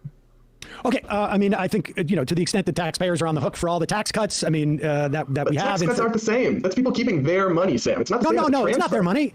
It's not your money. It's your money. The money you earn and get a tax cut on it's your money. You earned it. Dude, that money's the U.S. government's money. Now they let you keep. Pick up a piece of paper on your desk. Okay. Tear it. You are safe from the government coming after you. Now do that with a $5 bill. You're not allowed to do that. It's the government's money. We have it, they print it, and we have ownership for a period of time. But the fact is, it's the government's money. I mean, so you think everyone's incomes are actually just the government's money that they're going to let us decide how much to have? I think we have very different views of property rights, which I knew that coming in. 100%. And I mean, the money is the people's. When I say the people's, the government. It is the government's money. we also have a different view of what is valuable to society. In my mind, it is valuable to society to have an educated population, even if that is not measured in the amount of money that they earn. Market signals are telling us what's in demand, what our society needs. We need more doctors. Right. We need more engineers. We don't need more English majors right now. Again, I agree that allowing people, that does technically remove an incentive. Saying that you can go in for free, a college for free, and you don't have to worry about paying back the debt, does remove an incentive from people, like maybe picking a major that they know they'll be able to pay off. But we can give other incentives. That doesn't have to be the only incentive. We can create new incentives that aren't putting people into debt. When we do, the salaries will go up.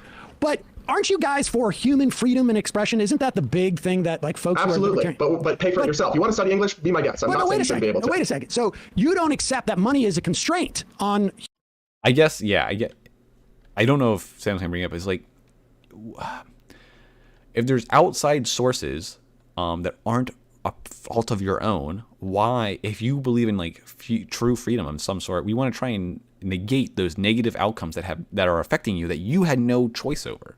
At least that's what I would understand true freedom to be from his perspective, is like being able to make choices aside from a bunch of outside sources affecting that choice without people forcing you to do something. And if you're coming from a bad background or a negative background with low-income family or something, and you're not able to go through it, that shouldn't stop you from making choices. It shouldn't. We should try and negate those effects that it has on you making choices. Certain choices, not all choices. Certain choices. Freedom, while at the same time, you can't achieve. For instance, you're basically saying to me that if I want to be a social worker, or I want to be an archaeologist, if I don't have the money to do that, you think that society should not participate in any way in helping me achieve that goal? No, you'll be able to get a loan if you're going to be able to earn enough. Well, now I'm going to be saddled with or you can go to community college. Enormous debt. I'll be saddled with. Community college is practically free, right? Compared to, I mean, it costs extremely small amounts of money, and anyone can go to a community college for 2 years, get an associate's degree with almost no debt, then go to a public school, finish their bachelor's degree, sure, in archaeology, and then go to your public school. You'll have a little bit of debt if you do 2 years at a state public college, and you'll have a degree and go work. That's fine. I'm just not willing to pay for it. Sam, like, let me just get personal for a second. That kind of gets where Sam would go, where he thinks that there should be a free version. So that community college would be the free version that he should think should be across the board. Everyone should have access to.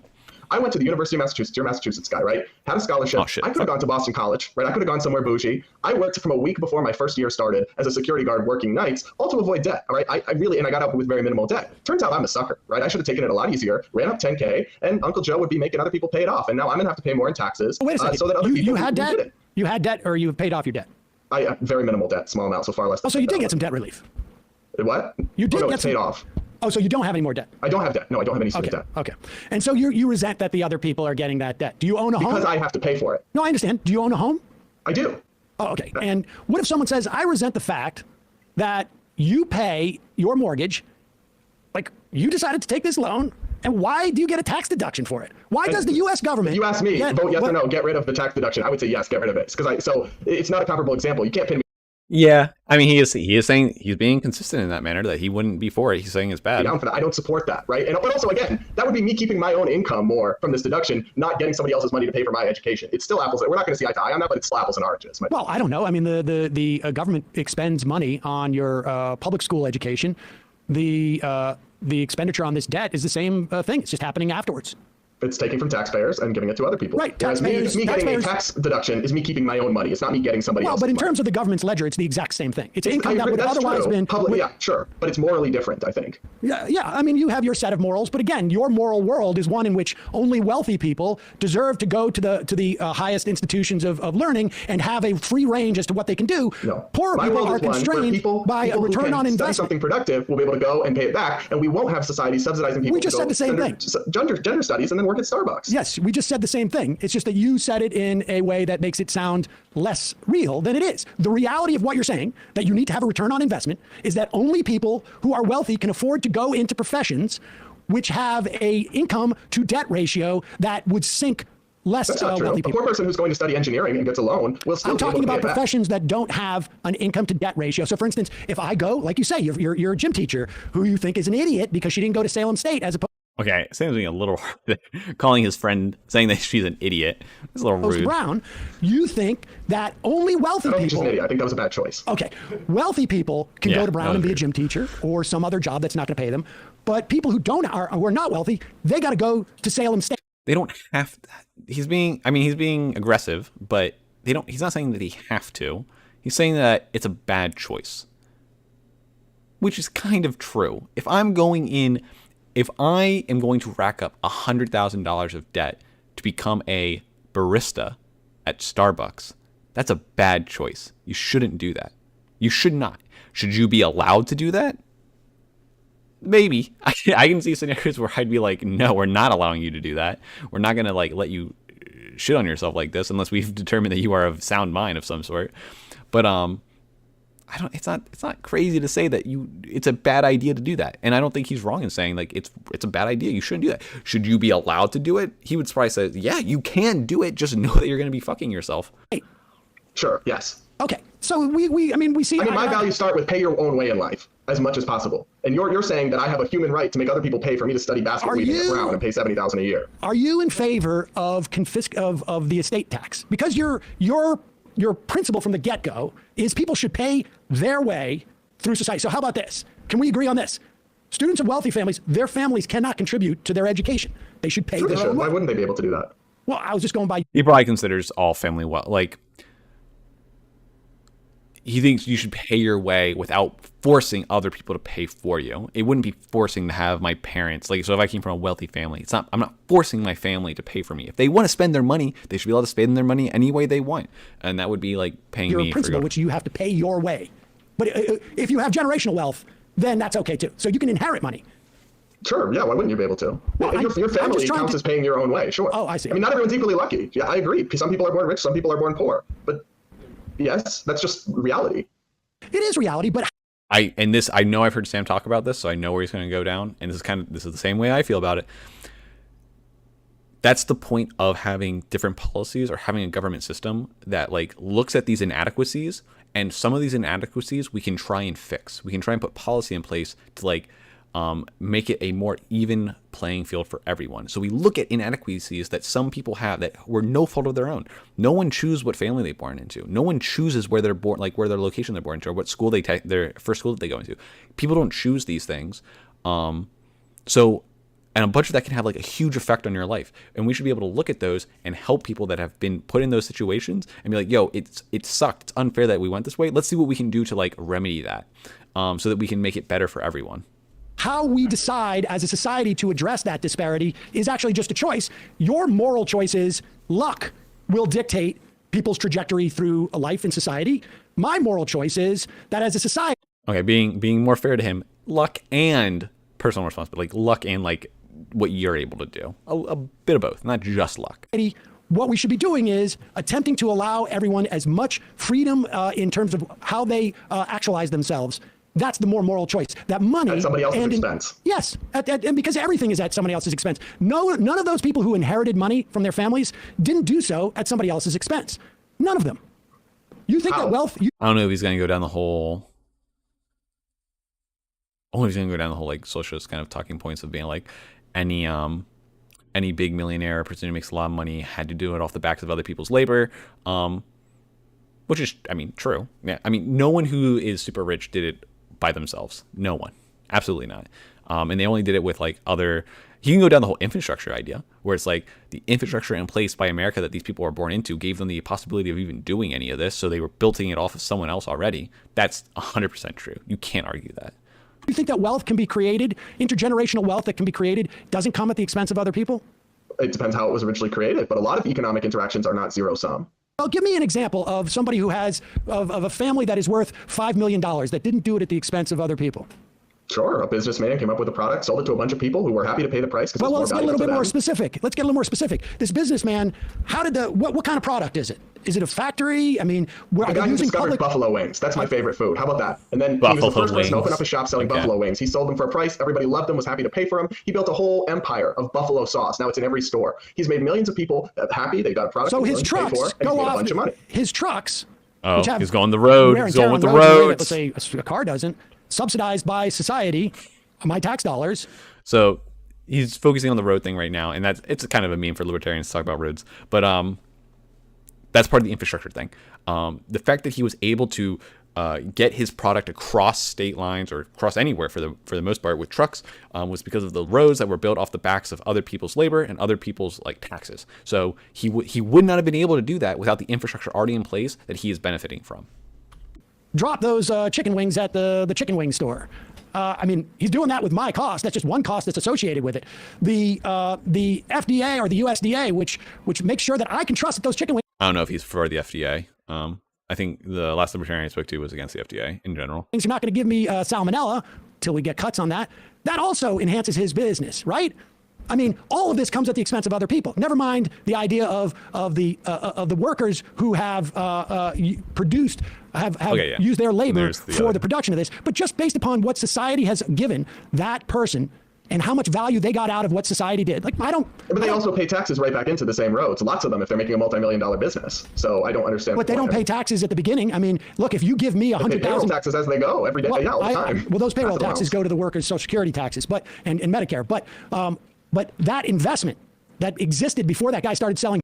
Yeah, existed before he existed. The infrastructure was there probably before that person was ever born. Chicken wings, the roads, the infrastructure, all of what society has built before that guy was probably even born. Yeah. To develop, to invent chicken wings, all existed, and he could not have made a single dollar without those things.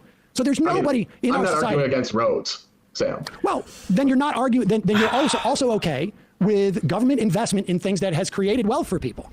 And this person also, undoubtedly, statistically speaking, if we're going to talk about averages, also benefited from the fact that, like, our society, both institutionally and in terms of government, allowed him to accrue wealth intergenerational wealth that certain groups of people weren't allowed to grow. I mean, just in terms of like housing and whatnot. Yeah. No, I understand. I understand that intergenerational wealth for a long time in the Black community and other communities was blocked. But to me, the answer isn't to block anyone's creation of intergenerational wealth. It's to open up opportunity to more people. And I guess this idea that because I think roads should exist, I therefore have to support any kind of expenditure into somebody else that's an indirect But we were just investment. talking about the principle of morality. I mean, I don't usually talk in terms of morality when we talk about policy but if you're going to talk about the morality of some people contributing to the success of other people, my tax dollars going towards like somebody's at public school if my kids are at private school or something. If you're saying that's immoral, then roads, you are implicating roads. You're implicating all of society's infrastructure. I'm saying that it is immoral to an investment that's going to make somebody a lot more money over their lifetime. Other people get to pay for it. So the fact that he capped it at $125,000. Okay, and this is where I said at the beginning, where this is where I would hit on first. If we're talking about the immoral things, like, can we find scenarios where it is okay? So he just said specifically, giving this benefit to people who are going to re-earn this money anyways. That's immoral. Okay, what about people that aren't going to do that? What people that dropped out, people that have low incomes, that aren't in the degrees that they went in for, that maybe just made a bad investment, stuff like that. What about those people? Well, so it's really capped at $250 though, because if you're married, say I'm a lawyer who earns $230,000 and my husband is a stay-at-home husband or my wife is a stay-at-home wife, I'm getting debt relief. So it's capped. And listen, a full student debt cancellation without caps would be a lot worse. Full student debt cancellation gives 6 times more benefit to the top 20% than the bottom 20%. Biden's isn't nearly as bad because of the income tax. I'll give you that. We have 35% of people who never graduated, who never got that degree, who have student debt. Yeah, what about those people? Still do earn more though than high school grads. Some college has a higher earnings than college. I don't think it's a lot more. How much? Well, actually, like 12%. Okay. Would you be okay with getting rid of all of their debt? Is that the issue, that you don't want to give it to people who you presume are making more money regardless of their income debt ratio? I think it would make more sense, and I'm not even saying I support this, but it would make more sense to say we're simply going to give everybody that earns less than $75,000, $10,000 to do what they want with, or whatever the income threshold is, than to only condition it around college, as if, the janitor does. I wouldn't want to put, a, what's it called? A bad faith interpretation of why they chose 125K. I don't want to assume that. I fall more on the lines of when choosing between some people benefiting from some people getting benefit that don't need it versus some people not getting the benefit because they slipped through the cracks. I'd rather get more people. That way we get more of the people that definitely need it. Because if the lower you make it, there are going to be people that fall through the cracks that probably did need it more. At the end of the day, that's going to happen. The more strict you make it. You probably didn't see at the beginning. I kind of am more on the fence about like that 125 limit. It seems kind of much. And I think one article we read about it said that like most of it is still going to the upper. I want to say most 70% of the money of the relief would be going to the upper 60% of people of that field. So people that make like probably closer to $70,000 or more, which I think is kind of rough. I think that's kind of rough. Doesn't have credit card debt or medical debt that he would need money for. That's the whole problem I have. Is if you just want to give out money, let's why college grads? The reason why, if we're being honest, Sam, is because college graduates and student debt holders and young people, these are Democrat voters, and they're trying to rile them up before. It's a political thing. It's clientelism. We all know this. We don't have. We can pretend. You don't think that there? Don't think that there are any Republican? When we were reading the articles, I was thinking something super similar. Where if you're being very cynical about this, people are going to say that this is coming from, hey, midterms are coming up. This is specifically focusing on, what was it? The article was talking about like why versus all the versions of debt that people have. Why are we focusing on college debt? And I said from a cynical standpoint, people are probably going to look at college debt because of, what am I saying? Oh yeah, people are probably going to look at college debt because these are younger people more likely. It is college graduates most likely, or people who have gone to college with higher education. And normally, when you look at those factors, they're more likely to vote Democrat. So if you're looking from a cynical standpoint, it's like, oh, let's just fucking give money to our people that are going to vote for us and like remind them that, hey, this was us. That's a cynical way of looking at it. At the same time, as I mentioned before, they're the ones in power right now. Those are their constituents. And that is what the constituents want. A lot of people do want some form of relief for college. Now, whether or not it's a good policy, whether or not it's a good idea, that's different. But the people who voted them in do want this in some manner. So I don't know if it's saying that slimy or if it's like underhanded for them to do it when that is what the people that voted them in want. You can say that it's a bad policy and that people who want it are dumb, but I wouldn't hold them as like, it's not an underhanded tactic, I would say. Republican college I'm sure there are, but it's the majority. I mean, it's a younger demographic. It's a more educated demographic. These are people that vote much more for Democrats. That's just a fact. Yeah. Look at you, look at Gallup. You know this. I think that there is. I think that you could argue that the reason why there was the political strength to do this was because of the Democratic electorate. Yeah, I mean, I would imagine that. And the timing. Come on, we're a couple months before the midterms. Biden's struggling. I mean, to be fair, I'm going to give out some money. Give free money to my voters. Let's also be clear. Let's make a distinction. When we talk about $10,000 in student debt, we're not actually talking about $10,000 that is like expended by the government. I mean, this involves also interest, right? I mean, so the idea of the U.S. government making money on the education of its citizens, to me, that's immoral. But a lot of it's given at below market subsidized rates. There are unsubsidized ones as well, but a lot of them are subsidized rates. The loans. There's two types of Stratford loans, subsidized and unsubsidized. The unsubsidized, what you're saying would apply to, but the subsidized ones are given specifically at below market rates, much more affordable than you get from a private bank. Well, that may be more affordable, but it's still interest. Interest is still interest. 6% interest is less than 12% interest, but it's still interest. Sure. Right. So, I mean, my point being that when we say $10,000 in terms of, you said hand out $10,000 to student loan debt holders, it's not actually giving them $10,000 from the perspective of the government. It's actually just giving them, in many cases, maybe $5,000 and then $5,000 of interest that is accrued that was never expended or collected from taxpayers. Well, a lot of the interest has actually been forgiven over the last 2 years slowly, but it would really vary wildly case to case. There was a moratorium on it, but yes. Yes, and as the moratorium went, the interest payments that were being accrued were waived completely. And the biggest beneficiary. Anything just makes student loans interest free because people don't actually understand loans.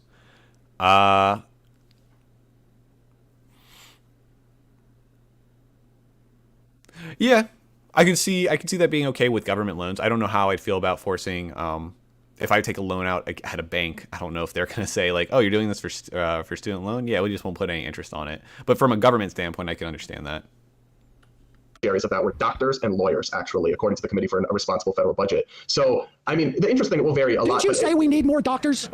Yes, and they should pay for it. I don't think they need subsidies. But wait a second. Didn't you just say earlier that we need more doctors and society should make it easy and encourage that? So why isn't the market working?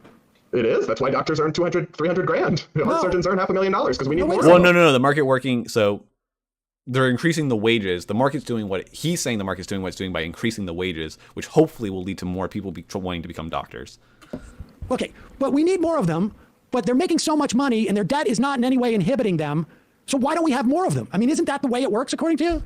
Well, you know, our healthcare system is far from a free market, right? It's not the kind of model I'd advocate for. There's many layers of bureaucracy and regulation and government in there, but we do have huge demand to go into medical school. I mean, there's a reason these places.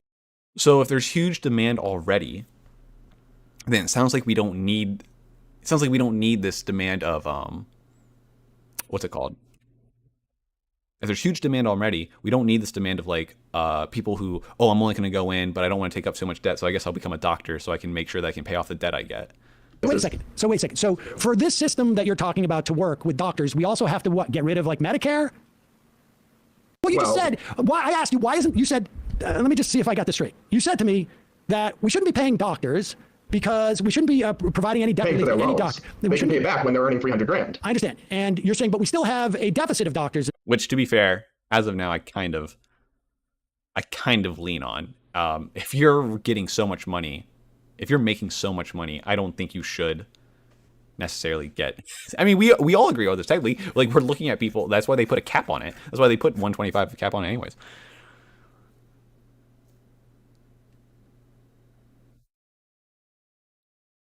Sure, and I think they mentioned that earlier. I think they're gonna talk about it here later about that, about the giving incentives. Since colleges are at the end of the day going to pay for some of this, they can colleges can charge more. One thing though to note with this policy, not specifically the debt relief, but part of Biden's policy is to try and cap how much money colleges can charge for certain things. So that was, they didn't go into great detail about how they were going to do that. One thing that they mentioned was just at least giving more information about like forcing some colleges that were kind of cagey about how much money you were expected to get from a degree or how much debt you were expected to going for this degree, making that much more reliable for people to make better choices.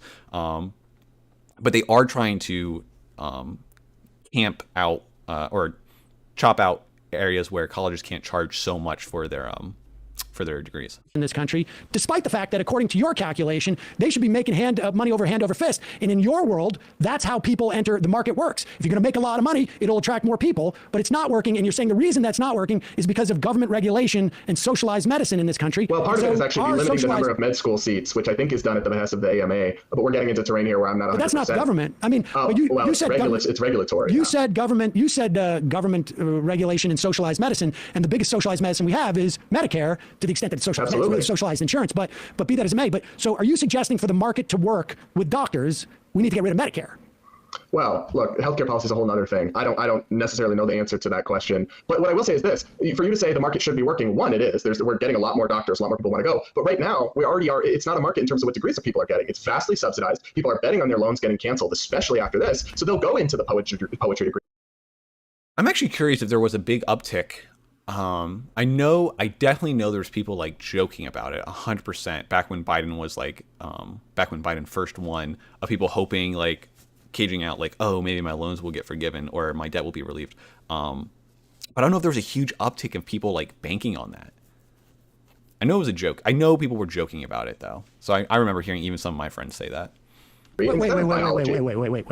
You're telling me that people have been betting on getting their loans canceled up to this point? Oh, absolutely. I was just in college a few years ago. I don't know if that was a huge thing. I don't know if this is a huge thing that's been going on. Like a vast number of people, maybe a small percentage of people that went to college were like, oh yeah, I'm going to go in now banking that Biden's going to cancel my debt. I don't know if that's true. Ago. But with Bernie almost winning the nomination twice, the Democrat Party moving from completely opposing cancellation to now being many of them all in on it, even the moderates partially in on it, absolutely. Young people are taking out debt today. All right, definitely. They don't expect to ever have to pay back. That's fascinating. Do you have any data to back that up other than the anecdotes that you massed? Not off the top of my head, but there's a reason it's continued to skyrocket. I mean, I personally advised friends, and even though I'm against the cancellation, right, I knew it was going to happen, at least to some extent. So I'm like, yeah, take some loans, because the worst thing can happen. More is going to get canceled? Oh yeah, no, absolutely. There's something, because think about it, it's just a band-aid on a bullet hole. Within, I think it's 8 years, I don't know off the top of my head, we'll be right back at 1.6 trillion in student loan debt. Of course they're going to say, you can't just say they're not fixing the system. They're not making college. They are talking about trying to make more changes to make it more affordable and easier for people to pay off loans or it to be relieved after turnaround time. That is part of their policy as well. They are talking about doing that. So yes, this initial relief is just a Band-Aid, but they are talking about trying to make it easier for people to get loans, pay back their loans, and easier, more affordable monthly payments, and also like relieve those after a while. Affordable after like 10 years or something, I think they said. They're just canceling the tip of the iceberg. Okay, they're going to be back demanding more taxpayer money go to this in like 2 minutes. Also, tip of the iceberg is like, I think people were estimating that this is going to be like 500 billion, maybe upwards of 500 billion. That's out of 1.7. I want to say that's upper. I mean, it's a good chunk. It's a good chunk. I mean, I hope you're right. And we should also say that in terms of STEM, according to the Bureau of Labor Statistics, there are more STEM graduates than there are STEM jobs. So I'm not sure what the specific special sauce is for you to go to school. Now, remember too, right? Like, I mean, if we're talking also graduate school, can you predict, since you've also had the ability to predict that we're going to get more student debt relief, what's going to be the top 5 paying jobs 10 years out from now? I'm a 17. My daughter's looking at colleges. Okay, it's going to cost a lot of money. What should she go into right now? Also contemplate graduate school. That is going to be true. I would be interested to see if the market, the way that he's viewing the market is like, hey, we increase the value of jobs depending on what's needed. And that way, when you go into school, you can look at like, oh, well, I'm going to be in a lot of debt. I'll go for this degree knowing that I'll get this much of money. I'm curious how often the market swings. I would assume probably not that much. I would hope that someone going in for a 4-year degree for something, the earnings potential of that degree isn't going to vastly swing. It's possible. It is possible that could like vastly like it could jump. Meaning like originally I was planning on getting a degree that would like earn me maybe like around a $75,000 income at the very beginning of my first job. But if that could swing down to like 40 grand, that's a big jump. And if that happened, would you be okay with us helping those people that are now in that situation where they went in, looking at the market perspective, and then came out, the market's changed? The best top 5 rate of return on computer science, coding, no doubt. She'll be making bank. Yes. Coding. Okay. Oh yeah, the guys at UMass, right, which is a public school. My friends who were in coding, they were getting 6-figure job offers but now you're from looking, the first day. Yeah, now you're looking backwards. But you backwards believe, like 3 years. Okay, but you anticipate that 8-10 years out, coding is going to be the biggest profession. Now, what if this show's not quite that big, but what if everybody was to go into coding? Well, we've had something happen with this, like with lawyers actually a little bit, where there was kind of a glut in terms of more people going into law school than there were legal jobs because the salaries were really high and because the law schools were admitting tons of students. And it will adjust, right? If all of a sudden we have more, but I agree with you. But what about those people? What about those people in that adjustment period? But it will adjust. But I mean, you're telling me that a 17 or 18-year-old should be making wiser decisions about what they're going to go into. And if it adjusts, they're going to get screwed. So do those? Yeah, and this is where I came back with, like, I still feel iffy about telling an 18-year-old. Sure, they're kind of an adult. There's still some things they're not able to do even in our society. They're kind of an adult. And we're telling them, hey, I need you to make a huge decision for something that could affect the rest of your life. That still feels really weird to me. People, do we give debt relief or no? It's just luck of the draw again. I mean, I think if we want to talk about very targeted, specific things, we could talk about it. It would really depend. But it's not as if computer science jobs aren't going to be here 10 years. Like, we can predict with a good degree of certainty, we're going to need nurses, we're going to need doctors, we're going to need coders. You don't think that coding is going to, there's an opportunity for coding maybe to get offshored? We're booming in our coding centers. What's the average? What's the average? What would you say the average is? I live in Brooklyn. What's the average per year for your coder? Right out of college, honestly, I don't know, but I would bet my hat it's six figures, right? I don't know if it's six figures. I think it's upper. I studied economics, which is the like best upper ROI 75. on any of the social sciences. However, 70. a lot of my friends were in the coding department, and I'm just telling you, everyone wanted to get into this department and couldn't, and was applying and trying because there were only so many seats at the school. They had no shortage of high-paying job opportunities. The idea that they're going to get, some of them are going to get debt relief, right? They're fresh graduates, they're making 130, they'll qualify. It's obscene. It's absurd. These people are going to be making, they're going to be millionaires by the time they're 35, some of them, and they are going to get some taxpayer relief right now. Some are, but the vast majority none of them are going to be poor. None of them are going to be working class. For the vast majority. Well, no, I agree that except for that 35% who didn't get the degree, the college degree, and probably more out of those, this does not target exclusively working class people. That's what bothers me though, Sam. On your side, the progressives, they frame it like we care about the working class, we care about the poor. Student debt relief mostly targets the middle and upper middle, a relatively affluent, educated. Like, that's simply not true. I mean, it definitely captures people who are making $125,000.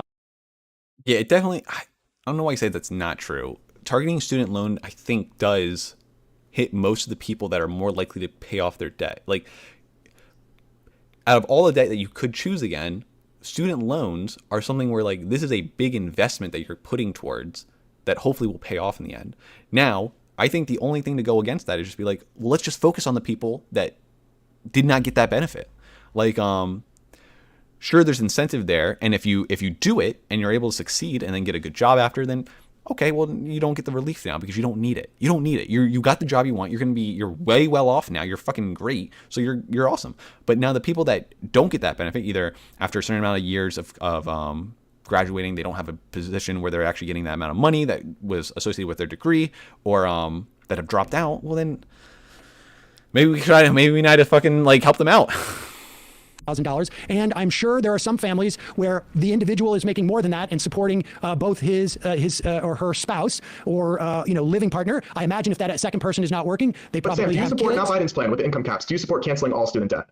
I would go up to $50,000. Okay, well, that just so you know. It would go up to 50,000. Oh, okay. Flat for everyone? I'm curious if he would say that. 50,000 up for everyone.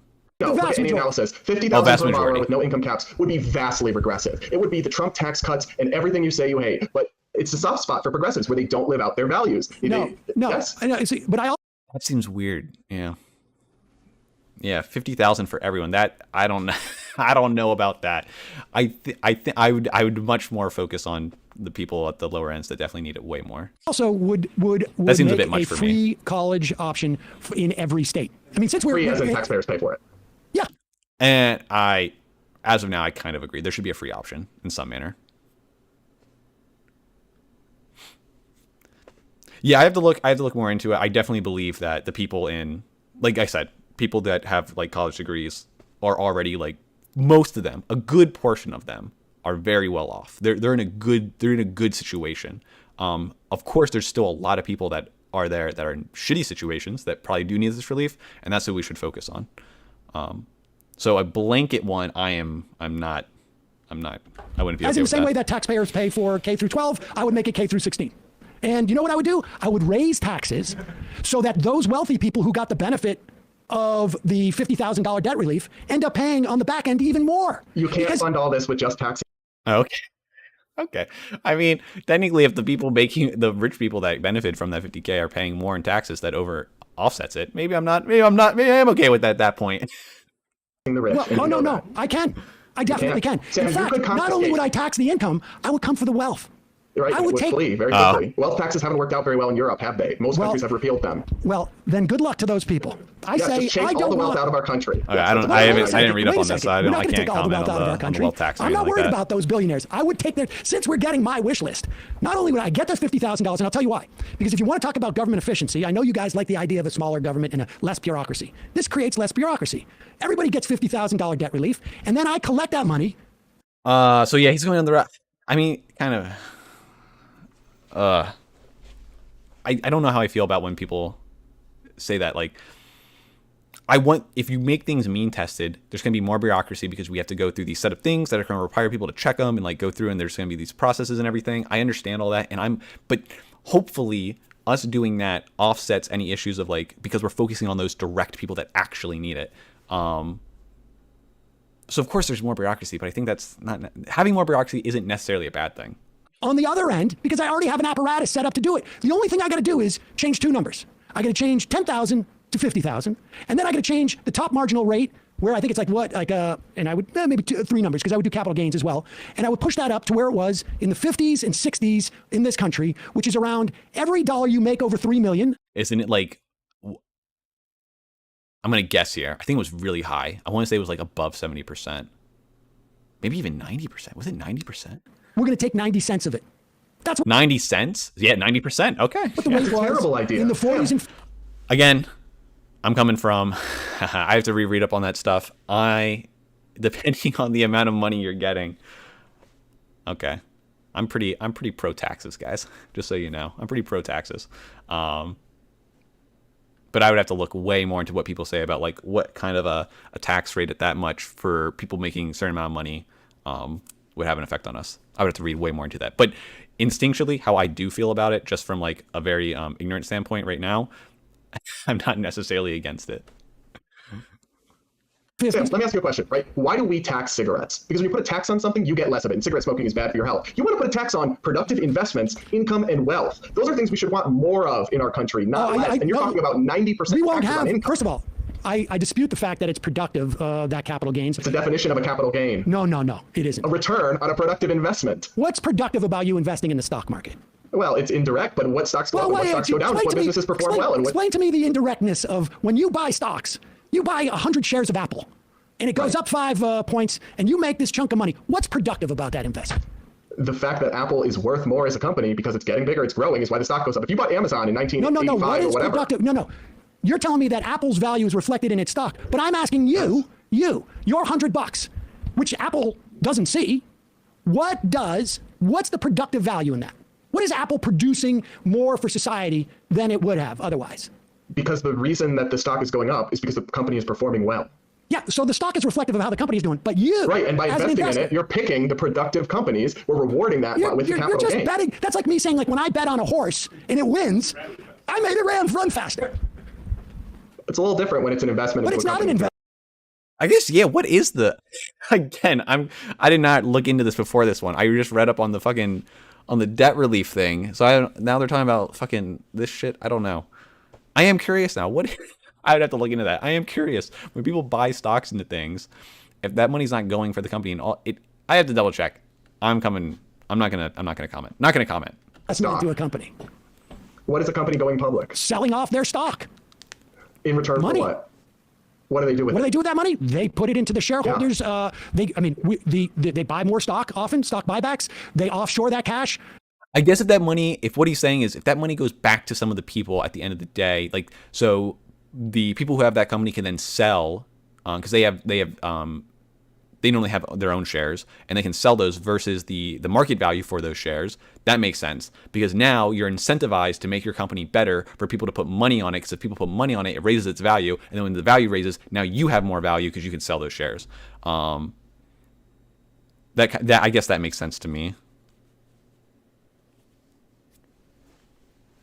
Like, at least from what he kind of just explained it. So like it incentivizes me as part of a company or in the company. If I have ownership of some of those shares, I want to do better for my company so that people will then put money into my stock. And then when that goes, the value rises, and now I have more value because of my shares. And then I can sell those if I ever want to or need to. Billions upon billions of dollars. They also invest it a lot. Well, if they have that much cash reserves, they don't need that money. And so your investment is not really that productive. But so let me ask you this. What makes you think if the government takes that money and redistributes it, that as a society, we have less wealth? I mean, what's the difference in terms of societal wealth? If we, let put it this way, you walk into the room and I walk into the room, or Bill Gates and I walk into the room. If the government takes $1 billion from Bill Gates and gives it to me, the wealth in that room is exactly the same as it was when Bill Gates and I entered. But future wealth creation is going to go to crap. I mean, if a billionaire can create a super productive company for millions of people and then have all their wealth confiscated, the next one's not going to do it. When 90% tax rate over $3 million is what you said. Why didn't that work in Kansas? You mentioned Kansas. Fuck. Before he goes into the Kansas thing, I guess I could see. I 100% agree with this idea. Like, why would I can definitely understand the idea of like, why would I do this thing if someone could just take my money from me? So like, if I could become a billionaire and then just be stripped away from me by the government and given to someone else for whatever, I agree that could be disincentive. Of course, that could be a disincentivize someone from doing that. From reaching a certain level, it could disincentivize them from like keep pushing and pushing and pushing.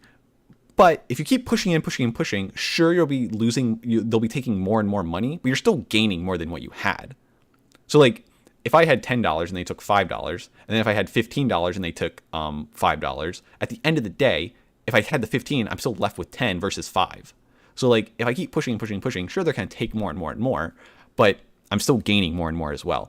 Also, it could disincentivize people at the top in some manners, like once they reach that threshold. But then people at the bottom, now if they have that money, they are more incentivized and have the ability to also make things as well that they wouldn't have been able to be productive at. So maybe having someone be like, someone could reach a level of productivity that them gaining more productivity isn't as great of a value as someone at the lower end gaining maybe a different amount of productivity.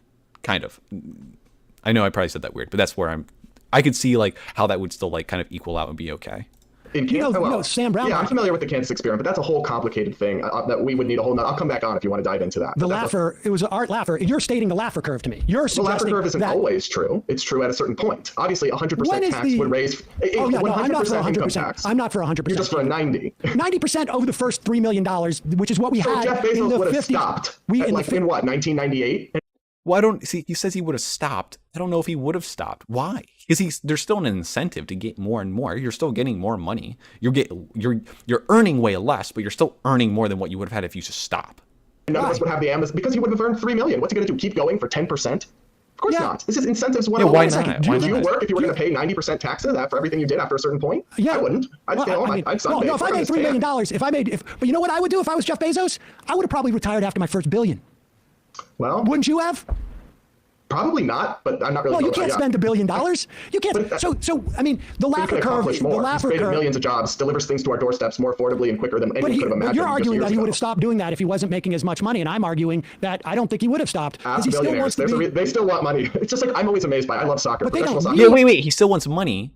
But if he still wants money, that's the argument I think Sam's saying is like he still wants more money, so that even though he's earning less, he's still getting more than if he would just stop. If he just stopped, he's not gaining anything anymore.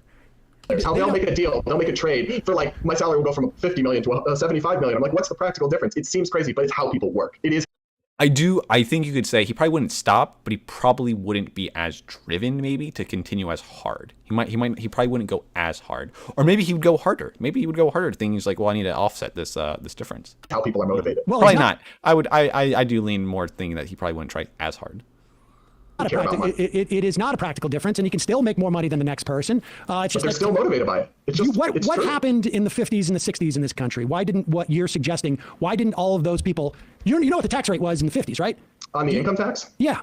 Wasn't it as high as 70% at one point? It was 90%. But almost no one paid it back then, though. The brackets, almost nobody was in the bracket. That's not true. Way less than would be today. $450,000, every dollar you would make over that, 90 cents on the dollar, that existed for almost 20 years in this country. And then in 65, I think it was, 64, somewhere between 64 and 65, it went to 75% on every dollar made over $470,000 annually. That's obscene. And yet, immoral. But, well, okay, you can say it's immoral, but it's Yeah, so now he's fighting back on the immoral thing, but Sam's going to hit back and being like, yeah, sure, you can think it's immoral, but we're not seeing the negative outcomes that you said, or we didn't see, which I don't know the 70s that much, so, or the 60s, so I can't say whether or not that's true, but I'm assuming that Sam's what he's going to say. Not ineffective. We still had things produced. It was a very productive time. And in fact, we had a rising middle class, didn't we? It was called the Great Compression because we had wealth inequality was at its lowest ebb. Maybe there's like a million different things that are different from 2020 to 1960. Well, of course, but I do think taking immoral. 90 cents out of a dollar. I mean, what's 100 cents? If you have to work for free, I mean, that's at that point like. Well, I know that there are people who like to accumulate things, and so they can have that 10%. Oh, they can. Oh, thank you. That's very generous of you to let them keep 10 cents of their own dollar. Welcome. You're very kind, Sam. I think so. I think so. I may be able to move off that to 11%. All right. So, what is your solution for all this? For the cost of college? Yeah. I mean, you've made it clear that you do not think that people who don't have existing wealth should have as much opportunity to go to a top.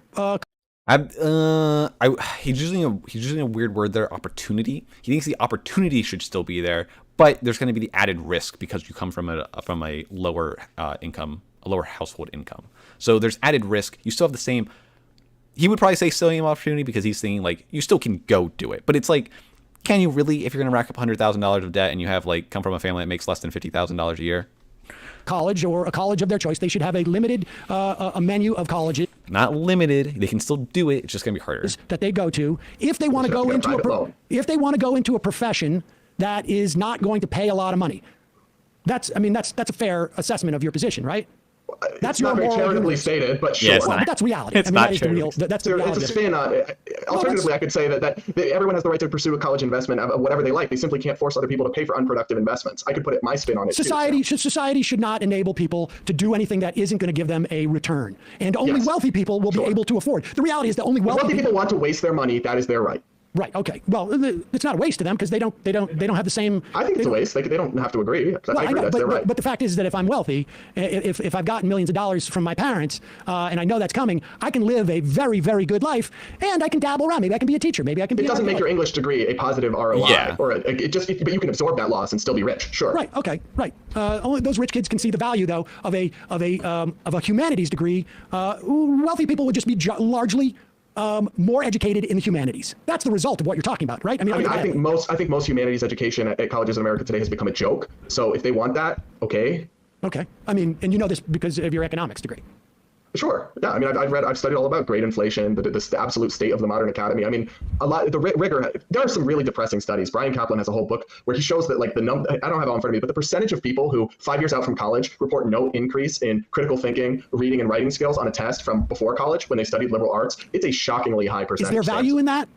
Is there value in what? In people having those critical thinking skills? Absolutely, but these degrees aren't providing it in large percentages of the time. So you do see a value in critical thinking skills, but that's not necessarily a return on investment. I'm just.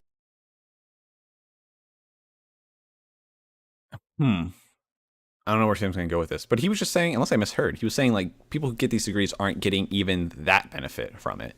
Like, even if you want to say that going to college is good for those critical thinking skills, even though it might lead to them not having a great a great job afterwards that's going to give them a lot of money, at least they're leaving with those skills.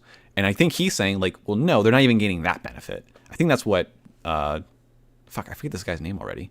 The guy on the left, not Sam. I think that's what he's saying. You're basically saying like, the food sucks here and the portions are too small. I mean, because if you think there's value in critical thinking. I am a big believer in big portions. Right. But if you think there is value in critical thinking, that's different than saying there's value in an education because it gives you dollar return. You're sort of arguing what I'm arguing. Central component in many jobs, lawyers, the LSAT, all this stuff. So no, yeah, it is, but those degrees aren't providing. Not necessarily in selling cars. You can make a ton of money. Why should you need a college degree to sell cars? We need more non-college pathways. But you just said critical thinking skills are important, and I'm curious as to why they would be important if really your only measure of the value of a college education is its financial return. Well, because college is essentially a sorting device more than anything. The idea of it as a human capital expansion is more theoretical than actually proven true in the data on it. I mean, this is the whole premise of Brian Kaplan's book. Explain the sorting thing. What do you mean? Yeah, college is sure. Do you think it should be a sorting thing, or do you think, unfortunately, it is a sorting thing? I think it just kind of is what it is. Essentially, you have people who Well, okay, wait. Didn't answer the question. I'm curious. Does he think it should be that way? have different skills, who have different aptitudes, who have different work ethics and habits. And college is and employers don't know who these people are. And college is a very expensive and inefficient way for them to vaguely sort high potential employees from low potential employees. So you don't see any value in and the reason why I ask, if you say that, like, sadly, it's just a sorting thing, is that, do you think that there is a universe where it's good to give people a higher education? Yes or no? Sure, but let me just put it like this. How come when you go to college, if I do 7 semesters and then I quit right before graduation and I don't get the degree, employers, I don't get almost as much benefit, nearly as much benefit? It's because, unfortunately, college is really about the degree. We've got this huge degree inflation. It's not actually about the massive expansions in your critical thinking. We do the same thing with high school diplomas, right? Yeah, I mean, it's a way for, I see what you're saying now. Where like you could literally go through all the classes, or all the classes except for maybe one gen ed or something, and not graduate with your degree. But is the employer really losing something from that? And it is a way for them to like pretty much verify. The degree is pretty much them verifying like, hey, they accomplished this amount of stuff. But they could still do that with a transcript. You don't necessarily need the degree. If I could give them my transcript and be like, hey, I graduated, or I didn't graduate, but I finished all these other things, and I could do this, and I took all these classes where it's like, this is kind of the profession I'm going into. Do I really need to do those extra few classes for a degree that says that I did everything? Because I have the transcript that they tell you I went, they tell you I passed these things. So I can see where he's coming from that perspective. You get a Sure, GED. high school is also, it's the same thing. You're sorting people who can't complete their GED. Often it's because they don't do their homework, they don't show up to school. Well, it's not hard to get a GED. Do you think that's the purpose of higher education, though? I mean, do you think that's the purpose of higher education? That should be the purpose as a... I don't know that it should be, but I think in practice it is. Okay, so what do you think? Do you think that we should have higher education so that people can study stuff that's more sophisticated than in high school? I think you can self-study more things than not in the age of the internet, right? So you don't think that we need... That is true. People can self-study a lot better now. The availability of these sources to like get information is very high now, which is good. But you still run into the issues where people just don't have the time, or they don't have the time, and they don't necessarily have the wherewithal to even like go through that stuff without some like kind of teacher or tutor like person there with them. I would say the time thing's like the big one. But for a good chunk of people, it's very easy to get some of this information and teach yourself things now, which is a huge higher positive. Education. I think it should be an option for people, but it should be largely with a mind to your vocation and your return on investment. I don't think, if you want to study poetry, I don't know why that you should have to spend $200,000 to do that. Go to your library, go to listen to YouTube lectures, go listen to Sam Where do you Sedar. think...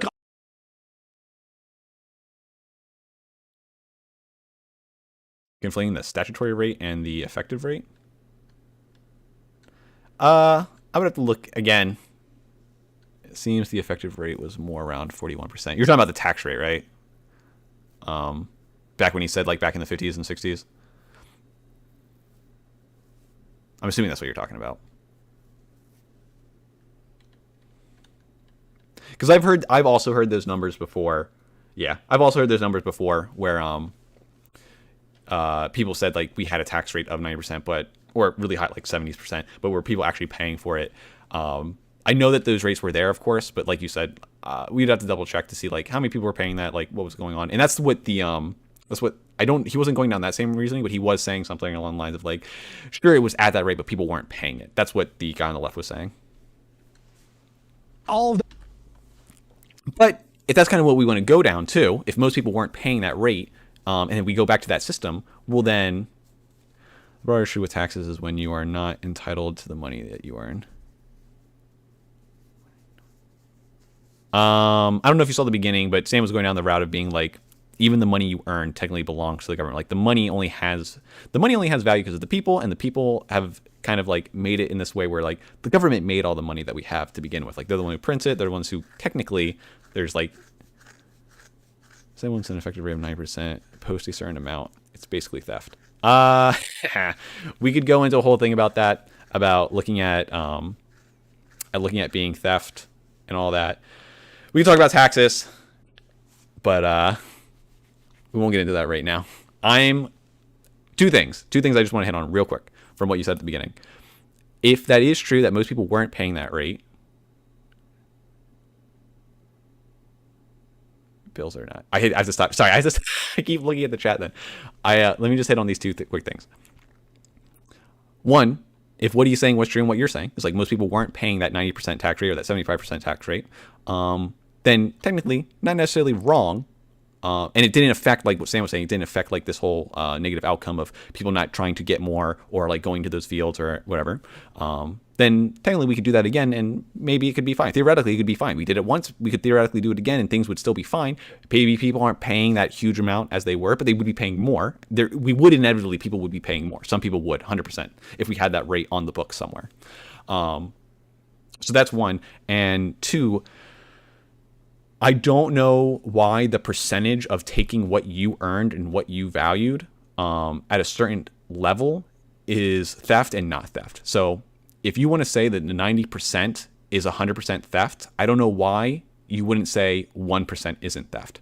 If I go in and I steal someone's safe from their house and like most of their money and the deed of their house or anything, I committed theft. I stole their stuff. If I go in and take a penny or take a candy from them, I still committed theft. The value difference is huge. It's a huge value difference, but theft was still completed. So if you want to say the 90% tax is theft, well then I feel like you kind of have to just say taxes in general is theft. And if that's what you want to go down, I would technically at the end of the day, if that's what you believe, I would either one, try and argue against your identification of theft, or I would just be like, okay, if you think all of this is theft, then I kind of have to be okay with some theft happening for it to happen. It's all taken by force, to be fair. True. I 100% agree. Taxes is taken by force at the end of the day, easily. But taking 90% is too much. Sure, you can fall on that line saying that 90% is too much. And I think, of course, I would agree that for most people that is too much. I would say that there probably exists some people where that would be okay. I can see scenarios where I would agree with Sam's position and being like, certain people making this amount of money that has this much of wealth, if there's so much negative outcomes because of the wealth that they have, I would first try to prove that. I would first try to say like, okay, the reasons these people have so much wealth that's causing negative outcomes for everyone else, therefore we're going to start taxing them more money. That will benefit everyone as a whole. Or when I say everyone as a whole, I say most of society as a whole. So I would have to weigh the odds. And then I'll even give it to you maybe. We agree that there are negative outcomes that from some rights that we have. So we agree that like giving people the right to own guns, giving people the freedom of speech leads to negative outcomes. So can we say that those things are just all naturally good? Well, no, there's bad things that come from that. So I could say like, sure, you can consider taxes theft, but at the end of the day, maybe it's a thing that is necessary for society to like take place.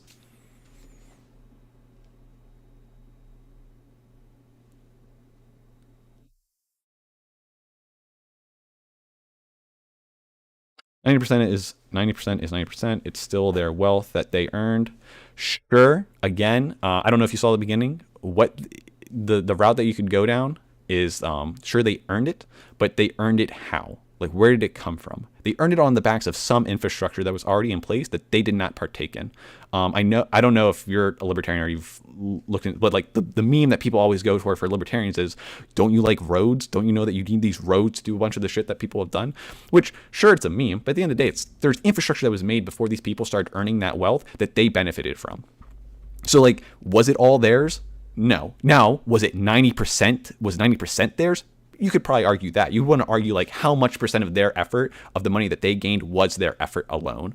In which case you would probably fall on the lines of being like, it definitely was over 90% kind of a thing. So like it wasn't, so the benefit that they gained from the infrastructure was not 90% worth. So it doesn't make sense to take 90% of it away from them.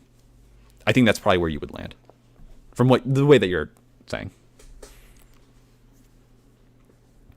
Which, I mean, technically, I would probably agree. It probably was not 90% worth. But again, the main thing being, we can always say, I could fall on the line saying like, yeah, we can consider taxes theft if you want. You can say that it's a theft. But at the end of the day, I'm looking at what's best for society that's going to let us to run. Maybe some form of like governmental theft of taxes is necessary for society to operate in a way that I can like live my life. Everything is built off of some infrastructure. Everything after a certain point, of course, is built off the infrastructure that came before it. That's just a true thing. All we're saying is that when we say that, is that you have to we want to put that into place. We have to understand that when we say someone earned something on their own, there's a level of like, yes, they earned it on their own, but what things did they also earn based off of something prior?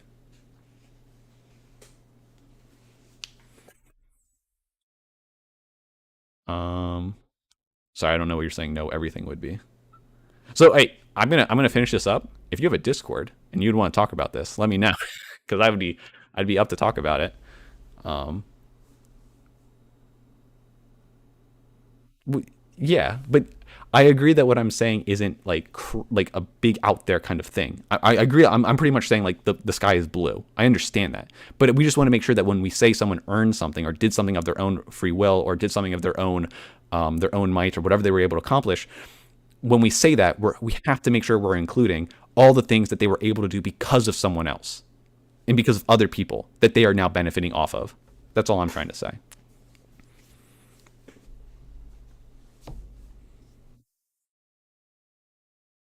Sure. And again, I understand that you would want to say 90% is too much. And that's where we would have to go back and forth is like, why are you okay with a certain percentage? Like the things that you say are okay with a certain percentage, like let's say theoretically, you say 10% is like the limit for me. I think 10% is a decent tax rate and nothing should be beyond that. And then I'll ask, well, why do you think 10%? And then you could list out, I think it's 10% because we are able to afford these things that will make our society better and will make us to function. And I'm like, okay.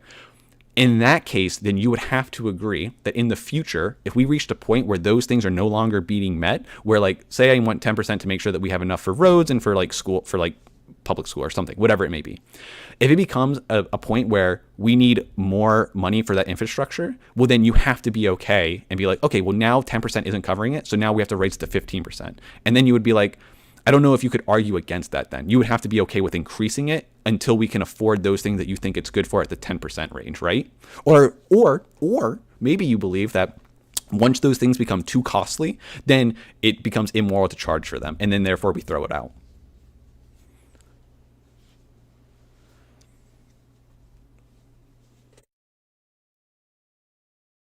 Sure, what should they provide? But what should they provide should also be dictated in some manner by the people the government is being run by. In a democracy or representative democracy that we kind of have, there are some limits to what we can want, which we need to kind of put in place. But the people should decide what the government provides in some manner. Of course, yeah. The more that you think the government should take a hand of, the more taxes will be needed. I agree. But like I said, even if you think the government should only take care of one thing, whatever this thing is, it could be anything. If you think the government should provide this thing, maybe it's just some form of protection from outside forces from other countries, then you have to agree if the threat comes higher and more money is needed for that protection, well, then the taxes will have to increase, correct? Which means you could be okay with 10% now, and maybe 10% covers that protection. But if that protection becomes more costly or there's more need for it, well, then maybe they have to raise it to 15%. And then I don't see, okay, cool. So you agree, then you'd be okay with increasing taxes as long as it covers the demands that you have set. And that's then what the argument would be around. I think the government should cover this thing versus someone else thinks the government should cover this many things. So maybe you think the government should cover like 3 things, and Sam here with the government should cover like these 10 things. And because they should cover these 10 things, we need to charge more, or we need to tax more. And that's what we come to. So then you would have to argue what the government should handle and everything like that. And that's what it would come down to. Okay. I do need to finish this though. So, um, okay, I'm gonna respond to this one, the Mon Bailey thing, and then I'm done. I'm telling you, I want to finish this. We're like 10 minutes still. Is he trying to Mon Bailey? I do think Sam can be a little slippery with some things that he says. I 100% agree. He does do that sometimes, but I think at the end, Sam normally lays out bare and thin what he believes. He does it with a little bit of like, what's the word? A little bit of showmanship sometimes, of like a little bit of jazz, a little bit of laughter there. But he does at the end of the day say, I think that I'm okay with taxing this much for this amount of money because I think the government should do more shit. I mean, he does at the end of the day tell you what he truly wants and kind of believes. I think he can be a little subversive at the beginning to try and get there, but at the end, I feel like he always gives away what he truly thinks. Those people who did those lectures and basically populated most of those books in the library, where do you think they learned about poetry? Universities in the age before. I mean, okay. When did this age change? When did universities become? I mean, you're trying to tell me that the internet and things like Wikipedia and YouTube haven't radically restructured our access to information and how we approach education? No, Look at that's not something what like I'm Khan telling Academy. you. I'm not telling you that. I'm telling you that that information emanates from human beings. And Sure, yeah. those human beings went to university, and that at one point, the supply of new people who've gone to university, and I think you've even written how remote learning is certainly not as good as in person, right? Didn't you write something about that? Well, when it's forced upon kids. Right. No, but I mean, if there's no universities, sure. then they're forced to do it if they want to learn it. But I'm not saying there should be no universities. I'm saying there should be. Harvard is going to study English and produce poetry till the cows come home. They've got billion-dollar endowments. All I'm saying is I don't see why taxpayers have to subsidize poetry. Well, I was getting at the question as to what you thought the value of higher education is. If you thought it was a lament that, and I don't agree with the premise that it's simply a sorting thing for businesses, but you feel that way. When I went to UMass, most people went there to get the piece of paper, get drunk. They learned basically nothing. They slept through half their classes. They cheated on tests. Like, I'm just telling you the honest truth. We can pretend college is really about, growing and learning and expanding your circles. And for some people it is, but I learned far more since I left college doing actual work than I did in these dusty classrooms. I really think it's vastly overhyped. And I think we need more alternatives, more apprenticeships, more programs like Google's doing. I think a quick thing that he is kind of saying, I think colleges maybe have these things. I'm just more like whether or not people take them up on that. I think colleges are a great place for people to talk to new people and interact with it. Like, it's a way for you to kind of go off on your own normally, unless you're like commuting and everything, and take more responsibility on yourself and do things that are going to hopefully propel you to where you're going to be in the future. But it's also a great way to it is a good social aspect, I think. It's a way where you can go out there, be more of an adult, and then challenge yourself a bit more. I feel like colleges probably offer these, but maybe not to the extent that he wants. And I don't know if people just don't take it up on it. Just don't take the colleges up on it for a lot of that stuff. Maybe. I don't know. Right, where you can learn to code outside of a 4-year degree program. Every kid shouldn't have to go to college, because the system that we have now is making a college degree the new high school degree. And Where do you think we fit in terms of industrialized nations in terms of college participation? I don't know off the top of my head. Probably lower than places where it's free, quote unquote. But give me a sense. For some reason, other societies think that higher education is important. They could all be wrong. I'm just curious as to where you think we're doing with this. Because it sounds like you think that everybody goes to college in this country, and I don't think that. I think that's part of why I oppose student debt cancellation is that 2 in 3 Americans over age 25 don't have bachelor's degrees. Why do you think so many other nations around the world don't subscribe to this notion that higher education is just a waste? Well, because again, it's associated with a big premium. Your college degree earns you more over a lifetime, but is it actually because you're expanding even your in brain? Places where there's much more tax rates, higher tax rates too? Sure, they also tend to have much lower graduation rates because they when it's just I'm talking free. graduates. I'm talking about graduations. Oh, because the U.S. I don't know enough about Europe stuff. I said earlier that I think Europe had something where I think some places in Europe had some form of free college tuition that they had to roll back. I want to say they rolled it back 2 or 3 years ago, or maybe only last year. I had to double check. I read it a while ago, and they did see negative outcomes between having a huge free system like that. I would have to go back and reread it. The EU doesn't pay for its military. We have some of the. NATO forces definitely are some of the part that is that protection. But they have some military, don't they? I don't know. Again, true. A lot of places let the U.S. do that. Number 5 in folks who have graduated from university. Number 5 in the country between the ages of 55 and 64. Number 5, but in the ages of 25 to 34, we're not even in the top 10. In other words, the percentage of graduates in this country has gone down significantly over the past 20 years relative to the rest of the OECD. Sure. It matters what those graduates are in. If France has 10 times as many, poetry majors as us, but we have enough STEM majors and they don't, then we will be better off than them. So that's sure. Okay. I'm not sure what the significance of that is. I'm just curious as to why these other countries are so deluded in the value of well, they have different values. They're not governed in the way I'd want to. That I admit my views as a libertarian are a very small minority. I don't pretend they're widely adopted. I simply think that a lot of them should be, and I'm here to say why. All right. Well, I think you made a good argument about the immorality of relieving debt to people who hold it in college, and the immorality of all government, I guess, of government largesse in any fashion whatsoever. Well, not all. To be fair, and this is where I do kind of don't like when Sam does this. He didn't say all, because he even conceded like thinking that there is sometime okay to do it for like he said K through 12. Except for that is helping businesses accrue wealth. Well, I think the basic needs of society, like infrastructure and national defense, need to be funded by taxes. And yeah, that involves people paying for others. But I think when it's a personal investment like education that will earn you huge sums more over your lifetime, it's perfectly fair to expect you to pay back that yourself. And I think we should focus our efforts on actual ways to make colleges more affordable, rather than just putting a Band-Aid on a bullet hole and spending tons of taxpayer money on something that doesn't actually solve the problem. We're going to run out of time, so I'm going to ask you one more question. How do we make college more affordable?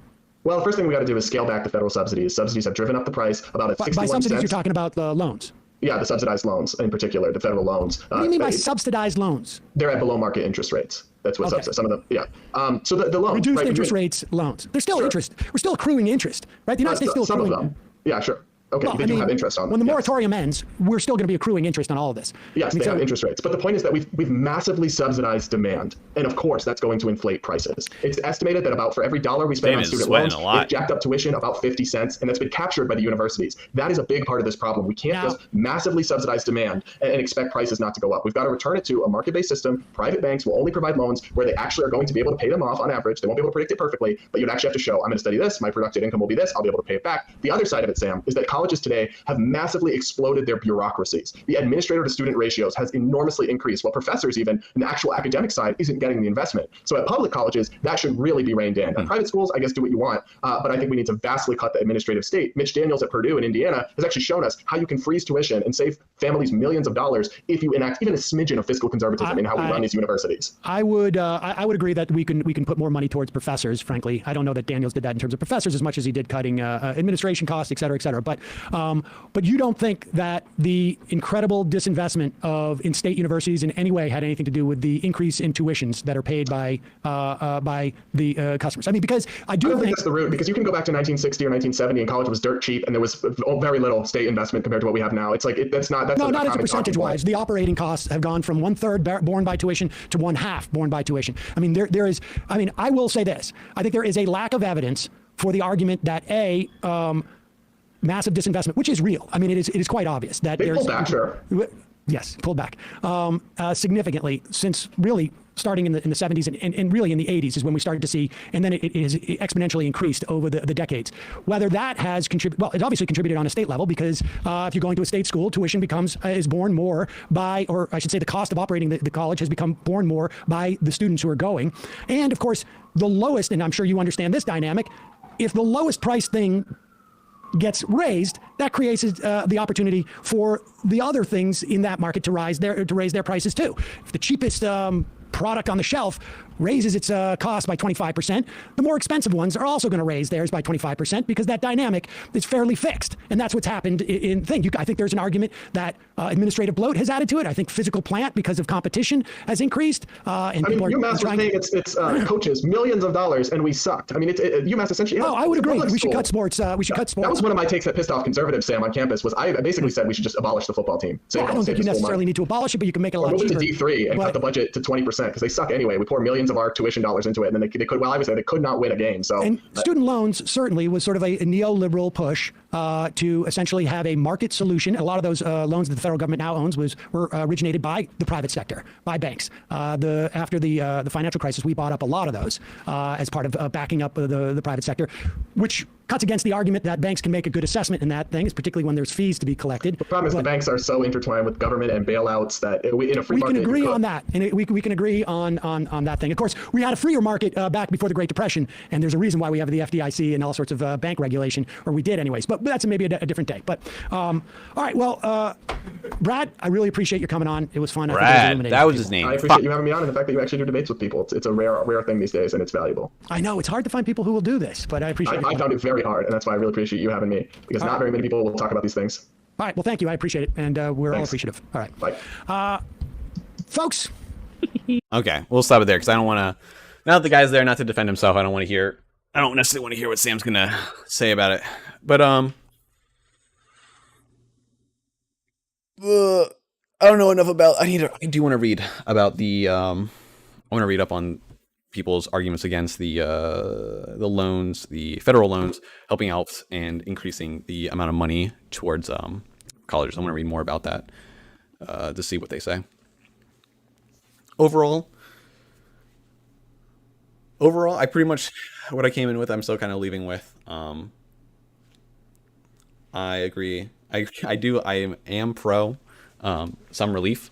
I think that we should be giving. I think maybe where the money is going could be better suited somewhere. Like who it's going to could be better focused on specific people. And at the end of the day, I do think that there should be some form of what we should be working towards is a way so that people can go into these colleges or get a higher education that is more suited for what they need. Maybe, I'm just thinking about what if we just raise it up from 12 to 16? I think that's what he said too. No, 12 to 14. I think having some higher level of critical thinking skills that go beyond just your normal high school. Maybe we wouldn't need this if we can better fund or do better things for our high schools. I don't know if you could do that, but I still think there's a level of education that could be provided to people beyond high school currently. So whether we can add that to the high school curriculum or make it more affordable for people to go to college, I think at the end of the day, I don't think someone who is capable of going to college and capable of doing the work and getting a good degree should not be stooped by debt or should not be stopped because of financial things. If they are capable of doing it, I think we should help them get that across the line so that they can accomplish that thing. Because if that person accomplishes their degree and can go into the workforce and is better suited, which most people who go to college, a good portion of people who finish college can do, then it's just a positive for the society as a whole. So I don't want it ever to be a problem from a financial standpoint that people do not go to college. That's what I feel at least. Yeah. Cool. So I think that covers everything. How long has that been? Almost 3 hours. So the debate itself went for quite a while. If that guy in chat, hey, if you ever want to have a discussion, let me know. We can always do a Discord thing or something. It would be cool to talk to you that. I am curious about talking more about this whole, I've talked about it before with some people, but this whole idea of taxes theft thing, which I think at the end we kind of came to agreement. It's just how much are we willing to go up to and what is the government supposed to be in charge of? And that comes down to some values that we go through, and then we can discuss what would be good and bad, what would be the negative outcomes of the government taking more on and stuff like that. So yeah. Well, I think I'm going to cut it here for now. Hope you guys enjoyed, and I'll see y'all later.